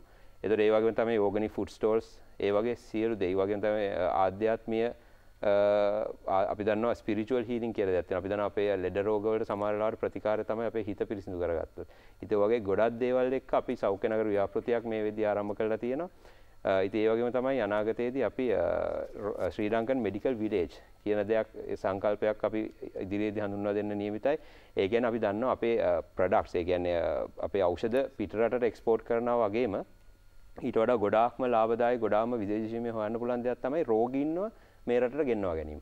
අපි දන්නවා එංගලන්තය වගේ රටක් ගත්තොත් එහෙම එල්ඩර්ලි කෙයා කියන එකට අපි දන්නවා සාමාන්‍ය වෘත්තිකයෙක් විශ්‍රාම ගියාට පස්සේ අවුරුදු 60න් 70න් පස්සේ එයාලව බලා ගන්න ඒගොල්ලෝ එල්ඩර්ලි හෝම් එකට සාමාන්‍යයෙන් රුපියල් වලින් ශ්‍රී ලංකන් රුපියල් වලින් ගාලා ලක්ෂ 5ක් පමණ වියදම් කරන්න වෙනවා. එල්ඩර්ලි කෙයා කියන්නේ වෙන රටවල් වල ඩොලර් බිලියන් ගණන් වල බිස්නස් එකක්. තාම අපේ එහෙම තැනක නෙමෙයි. ඒක වෙනස් නේ අපිට. ඔව්. එතකොට ඒ කට්ටිය මම හිතන සංස්කෘතිය හේතුන් මත අපේ රටේ ඒ අවශ්‍යයි උනට ඒ පුද්ගලයන්ව මේ රටට ගෙනල්ලා සමහර අය අපේ රට ගොඩක් අය කැමතියි. මොකද අපේ රට ගොඩක් සාමකාමී සෝභා සෞන්දර්ය යුක්ත රටක් නිසා උන්ගේ රිටයර්මන්ට් ප්ලෑන් එක කියන්නේ උන්ගේ විශ්‍රාම දිවිය මේ රටේ ගත කරන්න කැමති විදේශිකයෝ ගොඩක් අපිට හම්බෙලා තියෙනවා. ඉදිරියේදී අපි බලාපොරොත්තු වෙනවා ඔවුන්ව මේ රටට ගෙනල්ලා අර කියපු මෙඩිකල් විලේජ් එකේ ඔවුන්ව වෙනම නතර කරලා අවශ්‍ය කරන ආහාර පාන, ඒ වගේම වෛද්‍ය ප්‍රතිකාර සියලු දේ උන්ට ලබනවා. මොකද මම කිව්වා වගේ අපි කරන්නේ ඉන්ටිග්‍රේටඩ් මෙඩිසින්. මේක රොයල් කෙයාගෙන් කරන්නේ ඇත්තටම අර බටහිර වෛද්‍ය විද්‍යාවට අමතරව අර කියපු ඉන්ඩිජිනස් මෙඩිසින් ආයුර්වේදික හැමදේම තියෙනවා. ඒතකොට කැමති විදියකට උන්ට ප්‍රතිකාර පාව ලබා ගැනීමේ හැකියාව එහිදී තියෙනවා. ඒතර ඒ වගේ ඖෂධ ගම්මාන හදලා ඉදිරියේදී ඒ ප්‍රොජෙක්ට් එක තමයි අපි ඇත්තටම මේ බලන්නේ. ඉතින් මම හිතනවා අපිට මේ වෙද්දී සාර්ථකව අපේ ගමන ගොඩක්ම අන්තර්ජාතික සම්බන්ධතාවත් එක්ක මම හිතනවා අපිට ඉදිරි ගමනක් පැහැදිලිව තියෙනවා. ඉතින් දැන්ට සඳමාල් කිව්වා මම ප්‍රොඩක්ට්ස් ටිකක් කීපයක් පෙන්නන්නම්. ඔය ප්‍රොඩක්ට්ස් එක පෙන්නන අතරේ මම දෙයක් ඇඩ් කරන්නම් ඔබතුමා කියපු දෙකට වෛද්‍යතුමනි පෙන්වන්න පුළුවන් අපිට පෙන්නන්න. මේ ප්‍රොඩක්ට්ස් පෙන්වන අතරේ කතා කරමු අපි මේ සංචාරක කර්මාන්තය මම කිව්වේ අර රීපොසිෂන් එකක් කරා කියලා අපි ජනමාධ්‍ය වලින් දැනගත්තා කියලා. ඒක හොයාගත්ත දෙයක් තමයි 30%කට වෙහා අපේ රටේ එන සංචාරකීන් රීවිසිට් කරන අය. නැවත එන අය කියලා. ඉතින් අර ඔබතුමා සඳහන් කරා වගේ ඒකත් එක කම්බයින් කරොත් අපිට දෙන්න පුළුවන් මේ සර්විස් එක කොච්චර අපිට එන්රිච් කරන්න පුළුවන්ද කියන කාරණාව කියන්න අපිට මොනවද ප්‍රොඩක්ට්ස් කියලා. ඔව් ඇත්තටම අපි ඖෂධ නිෂ්පාදනයේදී ගොඩක්ම හොයාගත්ත දෙයක් තමයි අපි දන්නවා දැනට ලෝකේ ගොඩක් කට්ටිය කැමති මේ longevity. ඒ කියන්නේ දිගුකල් ජීවත් වීමට මොනවද කරන්න ඕනේ කියන එක. Anti ageing. ඔව් ඒතර අපි දන්නවා ගොඩාක්ම ඇන්ටි ඒජින් වලට මේ ඔක්සිඩේටිව් ස්ට්‍රෙස් එක. ඒ කියන්නේ මුක්තකණ්ඩ අපි දන්නවා අපි වයසට යන එක කල්පිත තියෙනවා. මුක්තකණ්ඩ කල්පිතය කියලා අපි මම හිතන්නේ ජීව විද්‍යාව හදාන කට්ටිය දැනගෙන ඉන්න. ඉතින් මුක්තකණ්ඩ නිසා අපේ සෛලවල තියෙන සෛල පටලයට හානි වෙලා අපේ ආයු කාලය අඩු වෙනවා. ඉතින් මේ කියන ෆ්‍රී රැඩිකල්ස් එහෙම නැත්නම් මුක්තකණ්ඩ ටික ඇන්ටිඔක්සිඩන්ට්ස් මගින් ඒ ක්‍රියාවලිය නවත්තන්න පුළුවන්. ඉතින් ඇන්ටිඔක්සිඩන්ට්ස් වල විශාල ඉල්ලුමක් ලෝකෙ පුරා තියෙනවා. දැනට මම හිතනවා ලෝකේ තියෙන most powerful antioxidant එක විදිහට ජර්මනියේ තියෙන ඇන්ට්‍රැක්සින් කියන ඖෂධය තමයි ඒගොල්ලෝ පෝෂණ අතිරේකය තමයි ලෝකෙන් පිළිගන්නේ. ඉතින් අපිට ශ්‍රී ලංකාවේදී අපි හදලා තියෙනවා ORP අගය ඍණ 50ක් දක්වා අඩු කරන්න පුළුවන් ඇන්ටිඔක්සිඩන්ට් එකක්. ඉතින් ඒක අපි දැනට අපි ජර්මනියේ රසායනාගාරයට යොමු කරලා තියෙනවා. ඔබතුමා පෙන්වන ප්‍රොඩක්ට් එක මොකක්ද වයිද? මේක ඇවිල්ලා ඊට පස්සේ අනිත් එක තමයි අපි ගොඩාම කොස්මටික් ප්‍රොඩක්ට්ස් වලට ගොඩාක්ම මම ගෙනාපු ඔක්කොම ටික අතර කොස්මටික් දේවල් ටික. කොස්මටික් අයිටම් වලට විශාල ඉල්ලුමක් තියෙනවා. ඉතින් මේ තියෙන්නේ ඇත්තටම සීරම් එකක්ද? සීරම් එකක්. ඔව්. අපි දන්නවා මේ ඇස් යට කළු වීම ගොඩක් තියෙන ප්‍රශ්නයක්. ඉතින් ඒකට අවශ්‍ය කරන සීරම් එකක්. මේවා හර්බල් බේස් වෙන්නේ නැතිනේ. මේ හැම දෙයක්ම පැහැදිලි ශ්‍රී ලංකාවේදී ලබා ගන්න තනිකර 100% ශ්‍රී ලාංකික නිෂ්පාදන ශ්‍රී ලංකාවේ ලබා ගන්න ශාකසාර වලින් නිෂ්පාදනය කරන ඒවා.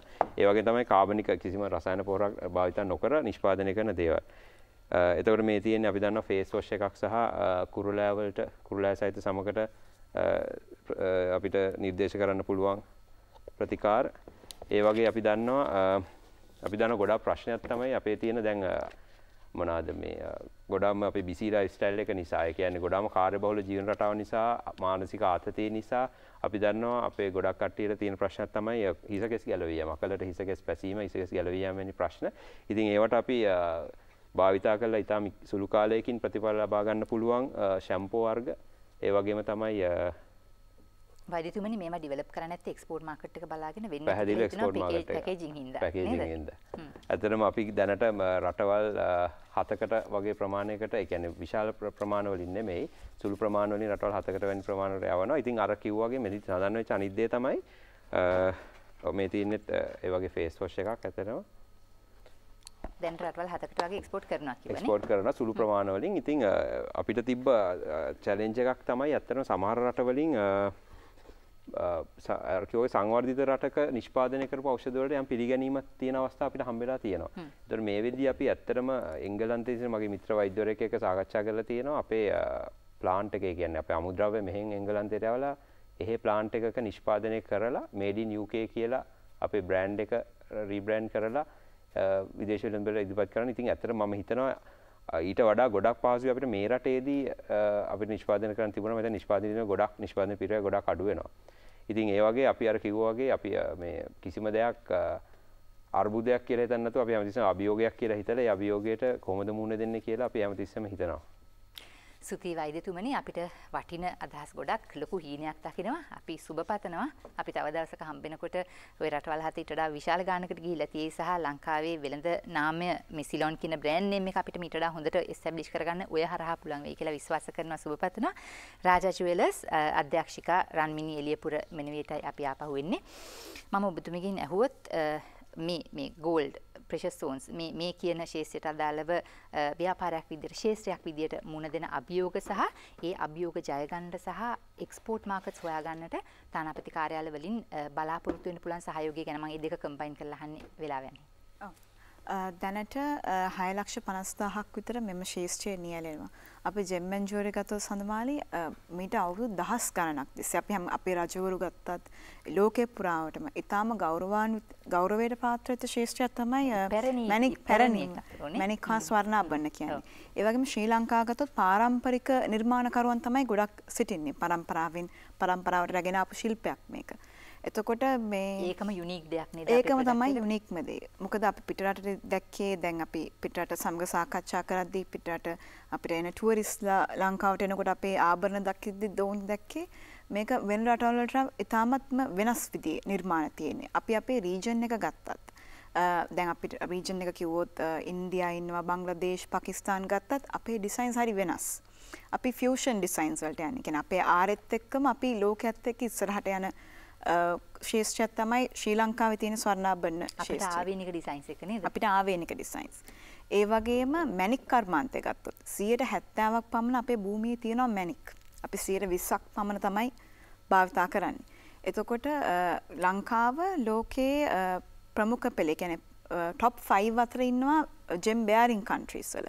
ඒ කියන්නේ 200ක් විතර තියෙනවා මැණික් ලෝකයේ. එයින් 70කට වඩා ප්‍රමාණයක් අපි නිෂ්පාදනය කරනවා. අපේ රටේ භූමියෙන් අපිට ලැබෙනවා. ඉතින් අපි මේක පාවිච්චි කරන්න ඕනේ. එක්ස්පෝර්ට් කියන්නේ මං හිතන්නේ පැහැදිලි මේක ලොකු අවස්ථාවක් ගෝලීයව අපිට.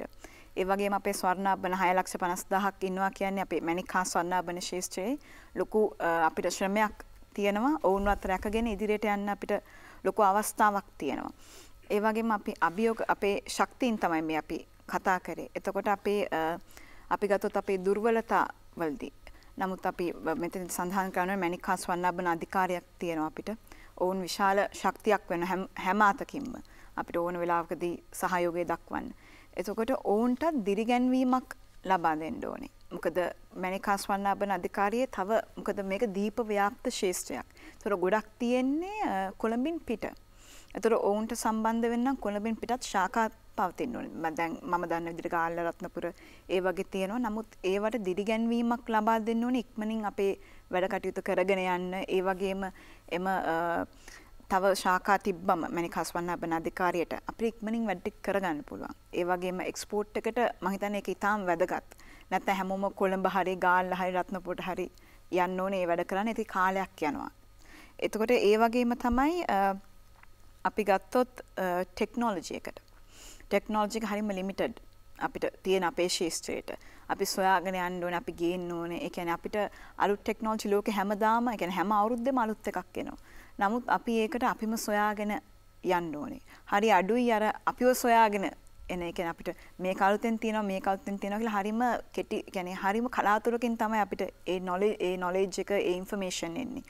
ඒක අපිට අප්ඩේට් වෙනවා නම් නිතරම අපේ ශාස්ත්‍රය තව දැනගන්නවා කට්ටිය. මොකද අපේ cutting and polishing ගත්තොත් gems වල ඊටාම ඉදිරියෙන් එන දක්ෂ කැපුම් හා polishing කට්ටිය ලැපිඩරි තියෙනවා.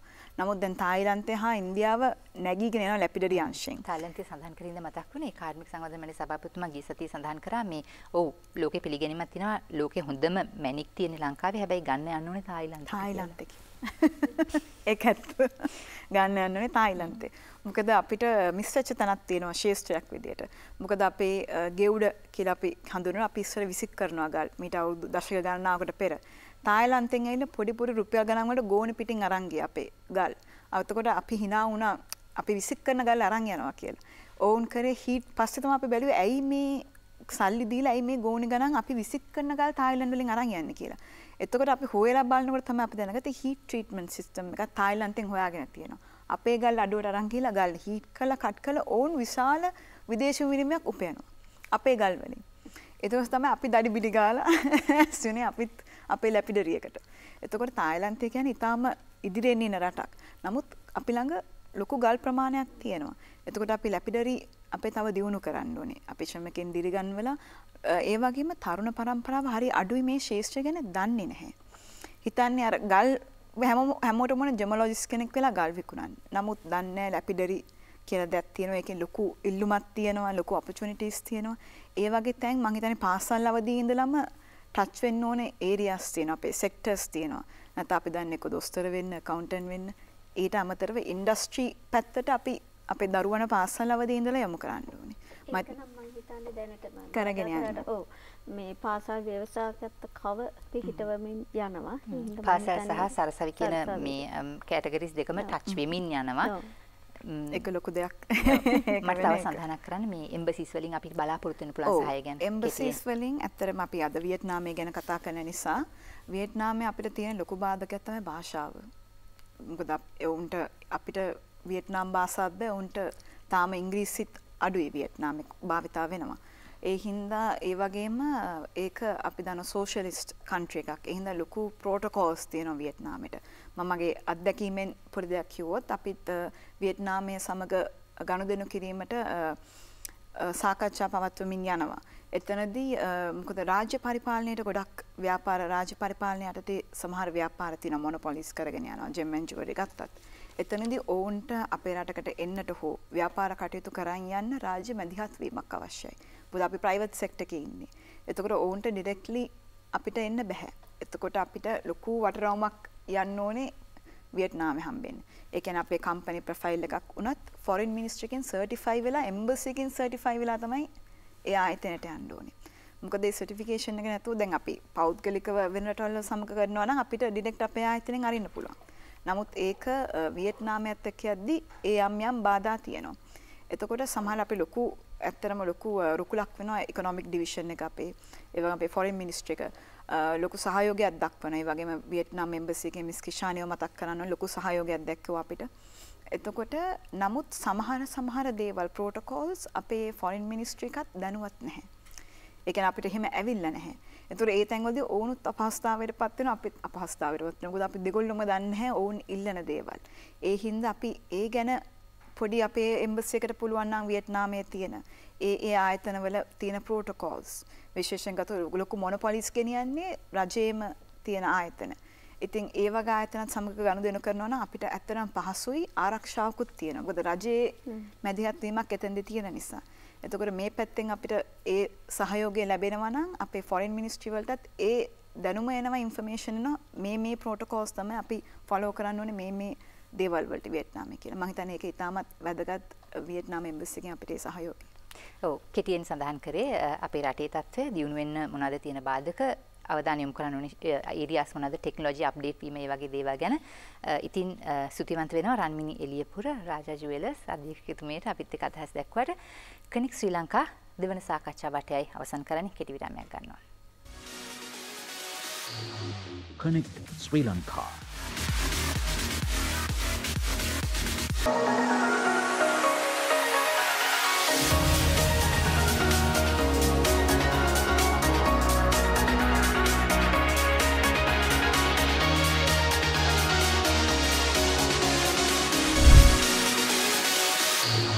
Connect Sri Lanka. කනෙක් ශ්‍රී ලංකා අද දවසේ වැඩසටහනේ අවසන් විනාඩි කිහිපය ඔබත් එක්ක මේ විදිහට බෙදා හදාගන්නේ. අද දවසේ අපි ඔබ වෙනුවෙන් සම්බන්ධ කරගන්නේ වියට්නාමයේ ශ්‍රී ලංකා තානාපති කාර්යාලය එහි අමාත්‍ය උපදේශක මහේෂ් ප්‍රේමතිලක මහතාව තමයි අපි සාකච්ඡාවට එකතු කරගන්නේ. අපි කැමති ඔබතුමාන්ව විමසන්නට විශේෂයෙන්ම ශ්‍රී ලංකාවත් වියට්නාමයත් අතර කෘෂිකර්ම වෙනුවෙන් කෘෂිකර්මාන්තය වෙනුවෙන් දැන් තිබෙන සහයෝගීතාවය සහ ඒ හරහා මේ දෙරටම ලබන බෙනිෆිට්ස් ගැන කතා කළේ ඒක අපේ රටට වාසිදායක වෙන්නේ කොහොමද කියන කාරණාව ගැන කිසියම් කාර්ය පැහැදිලි කිරීමක් කරන්න කියලා. කාර්මික සංවර්ධන සහයෝගීතාවය විමසනකොට කෘෂි කාර්මික සංවර්ධන සහයෝගීතාවය දෙරට අතර තියෙන විමසීමේදී අපි වියට්නාම සඳහා කිවිසුමක් අත්සන් කරා.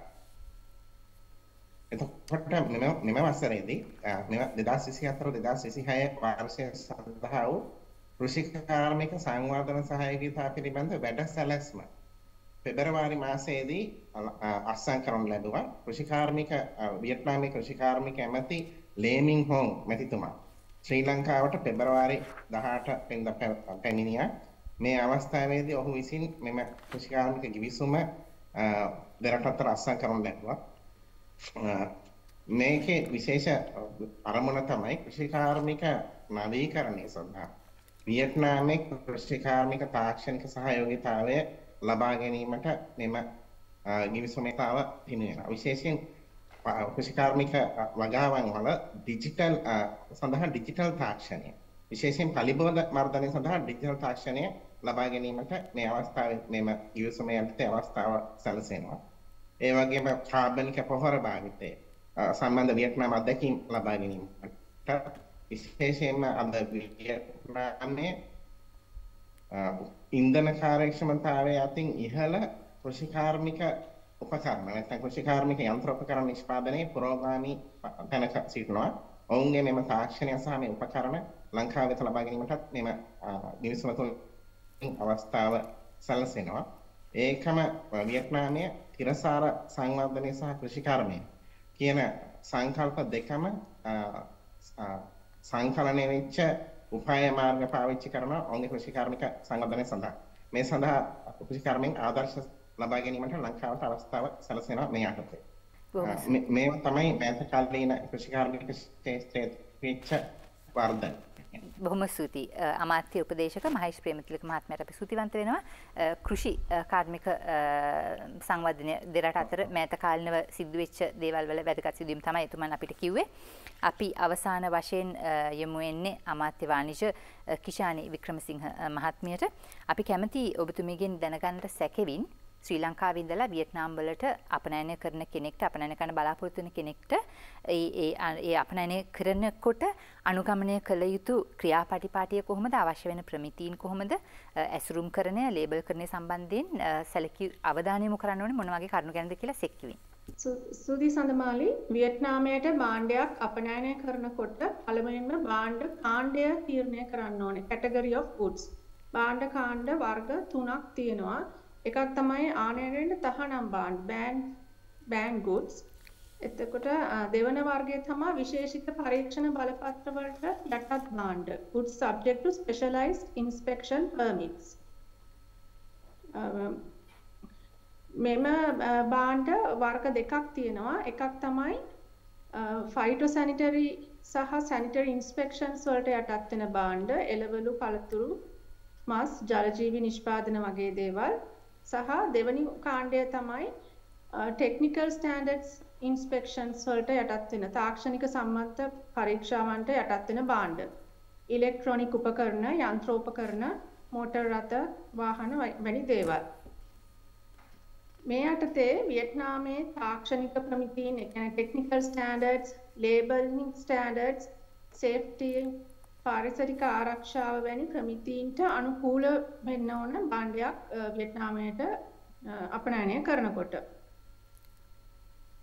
ඉහත විශේෂිත පරීක්ෂණ බලපත්‍ර ලබා ගැනීමේදී එම බලපත්‍ර ලබා ගන්න කලින් අදාළ බලධාරීන් සමග කල්තියා ලියාපදිංචි වෙන්න ඕනේ කම්පැනි එක. එතකොට ආහාර ද්‍රව්‍ය, ආහාර නිෂ්පාදන, ඖෂධ, ආලේපන සඳහා සෞඛ්‍ය අමාත්‍යාංශය සමග විශේෂ භාවිත වාහන සහ යතුපැති පරීක්ෂා කිරීම හා ලියාපදිංචි කිරීම සඳහා ප්‍රවාහන අමාත්‍යාංශය සමග සතුන්, ශාක, ජලජීවි නිෂ්පාදන පිළිබඳ SPS පරීක්ෂාව සඳහා කෘෂිකර්ම හා ග්‍රාම සංවර්ධන අමාත්‍යාංශය සමග ලියාපදිංචි වෙන්න ඕන උදාහරණ වශයෙන්.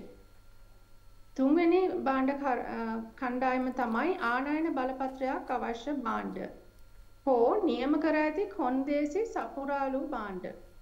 ඒ කියන්නේ import license එකක් ඕනේ. එහෙම නැත්නම් meeting the conditions as required by the legislation.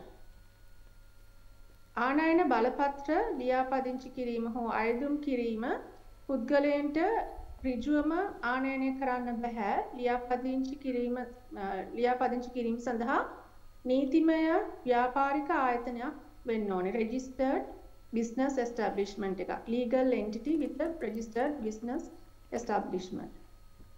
ව්‍යාපාර ලියාපදිංචිය national business registration portal එකේ online ක්‍රමය හරහා රෙජිස්ටර් කරන්න පුළුවන්. සහ වියට්නාම් රේගු වෙබ් අඩවියේ ඩිජිටල් අත්සන් සඳහා ලියාපදිංචි විය යුතුයි. මොකද ඉලෙක්ට්‍රොනික කස්ටම් ඩෙක්ලරේෂන්ස් සඳහා මෙම ඩිජිටල් අත්සන අවශ්‍ය වෙන නිසා. මීට අමතරව වියට්නාමයේ ස්වයංක්‍රීය භාණ්ඩ නිෂ්කාශන පද්ධතියේ වියට්නාම් ඔටෝමේටඩ් කාගෝ ක්ලියරන්ස් සිස්ටම්ස් ලියාපදිංචි වෙන්න ඕනේ භාණ්ඩයක් මෙහෙට ගෙන්නවනවා නම්. ඊට අමතරව තීරු බදු හා ගාස්තු තීරණය කිරීමට පෙර වියට්නාමයට අදාළ HS කෝඩ් අංකය හඳුනා ගන්න ඕනේ. HS කෝඩ් අංක 8ක් දක්වා ජාතික මට්ටමින් වියට්නාමයේ HS කෝඩ්ස් තියෙනවා. ඒකත් රේගු දෙපාර්තමේන්තුවේ වෙබ් අඩවියෙන් හඳුනා ගන්න පුළුවන් අදාළ HS කෝඩ් අංකය. ඒ අනුව තීරු බදු වර්ග දෙකක් අදාළ වෙනවා. එකක් තමයි MFN tariff එක. ඒක most favored nation tariff. සියලුම WTO සමාජික රටවල්ට අදාළ වෙන tariff එක. අනිත් එක තමයි preferential tariff. වෙළඳ ගිවිසුම් තියෙන රටවල් වලට ඒ ගිවිසුම යටතේ අදාළ වෙන බදු. මීට අමතරව VAT බද්ද වියට්නාමයේ VAT බද්ද 5%-10% අතර වෙනවා භාණ්ඩ අනුව. ඒ වගේම අපනයනය සඳහා නිෂ්පාදන භාණ්ඩ වලට VAT බද්ද නැවත ගෙවීම කරනවා. සහ excise duty එක. මේවා සාමාන්‍යයෙන් භාණ්ඩයෙන් භාණ්ඩයට වෙනස් වෙනවා. ඒක excise duty apply වෙනවද නැද්ද කියන එක. අනිත් එක තමයි environmental protection tax පරිසර ආරක්ෂණ බද්ද.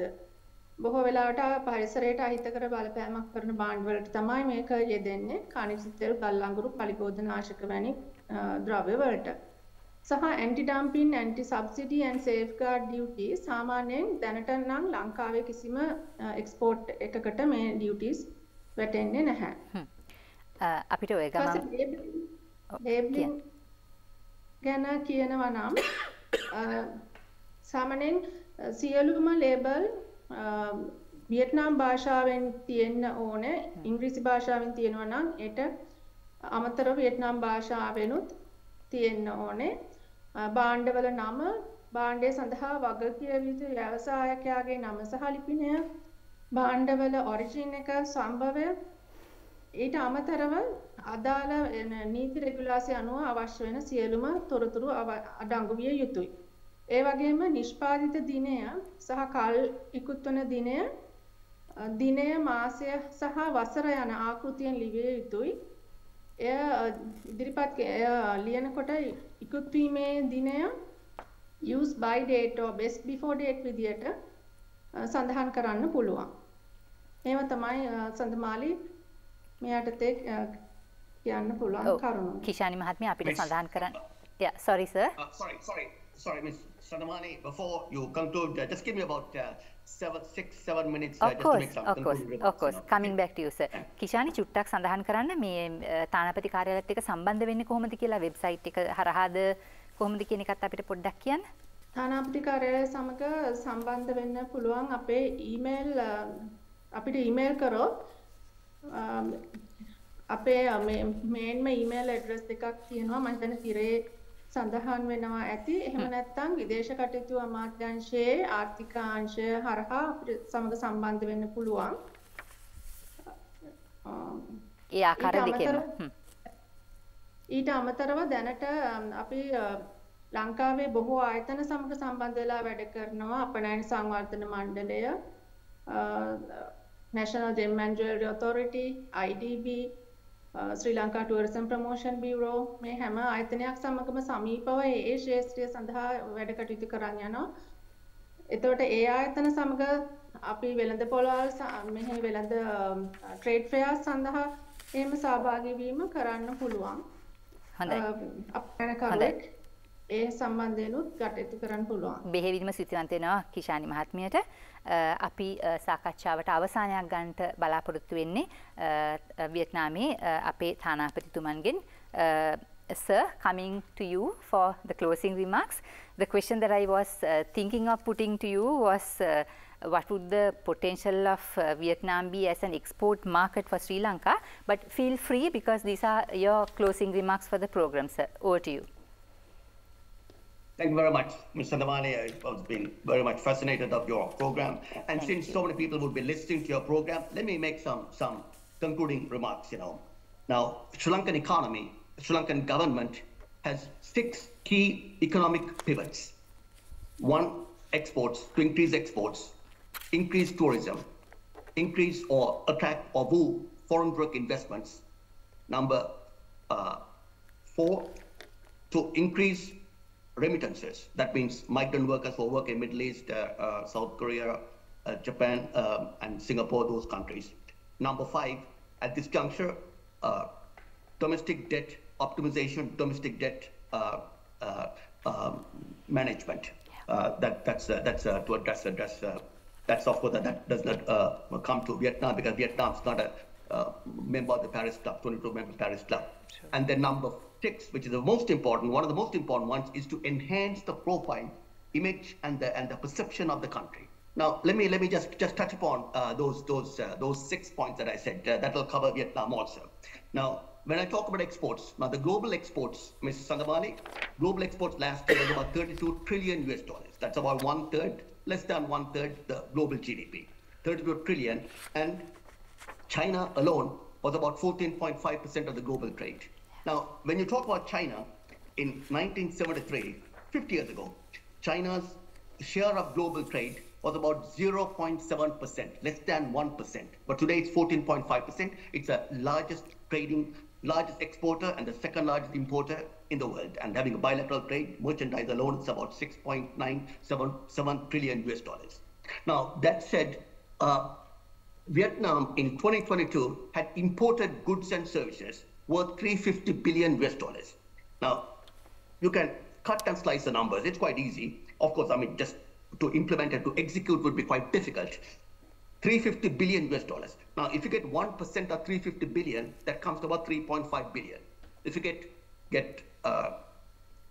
0.1%, it becomes 350 million. If you get 0.05%, it'll be $175 million. Now, Kishani knows very well, last year, we exported goods and services worth only about $40-45 million. But if we can get 0.1% or 0.5%, 0.5%, at least we can increase our exports to Vietnam by 400, 500%. So that's the potential that we have.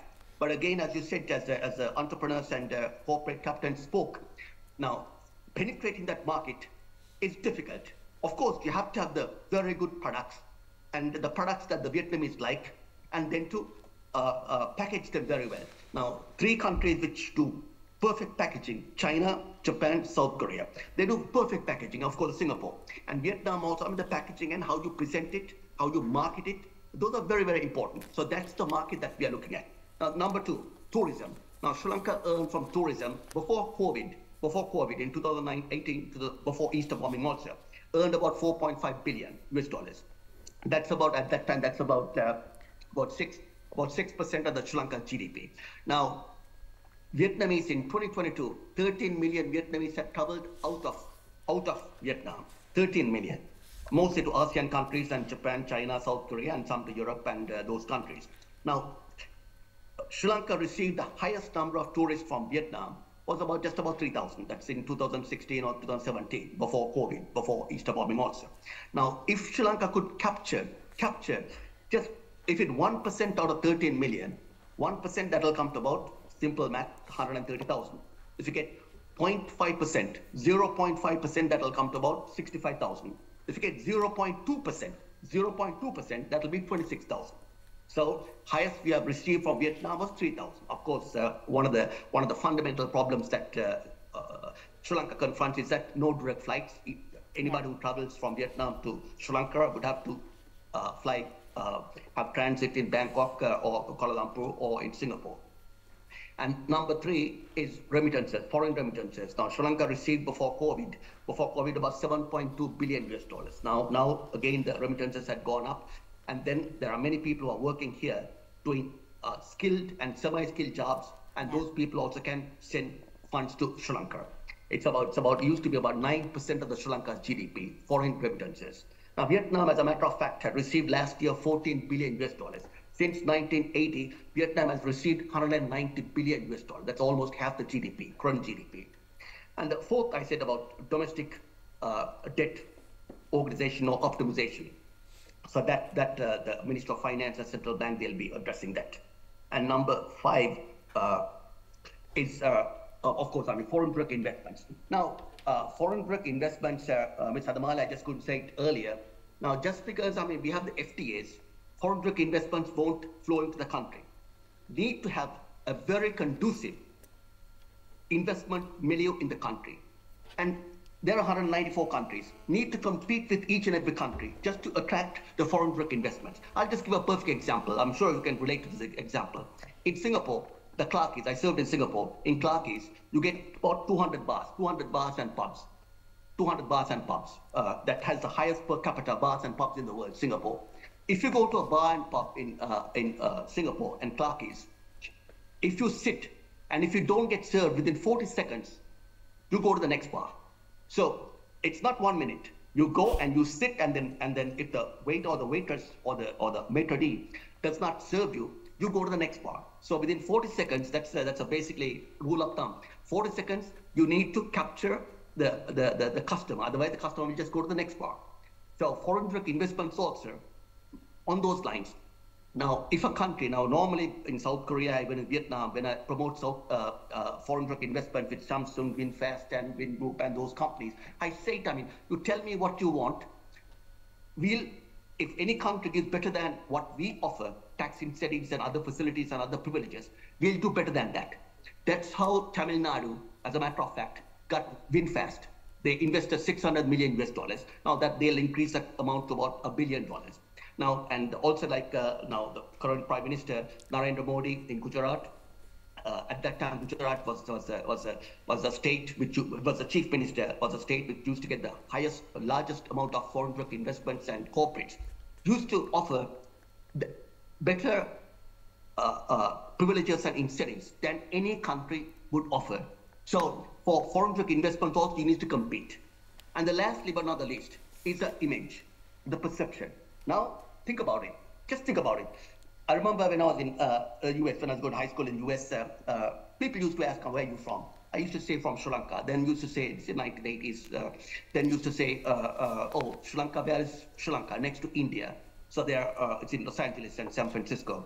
And their response was that, of course, I mean, India, it's a country of poverty, country of undernourishment, country of diseases, country of sicknesses, country of starvation, country of Buddha, country of Kama Sutra, country of Gandhi. You know, do they have food to eat? Do they wear clothes?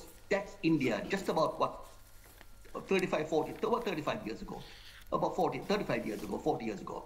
Today, when you say India, their first response would be, my God, that's a country which has immense economic and commercial opportunities and vistas. That's a country. Now, I remember the Indian ambassador used to say that their biggest export product, because they talk about exports, India's biggest export product, guess what's the biggest export product? The CEOs, the human resources. Now, today, Google is run by Sundar Pichai, IBM run by Aravinda Krishna, Micron Technologies run by Sanjay Malhotra, and even Barclays run by C.S. Venkateshwara, and what's the other company? Of course, Microsoft run by Satya Nadella. I mean, these are all CEOs.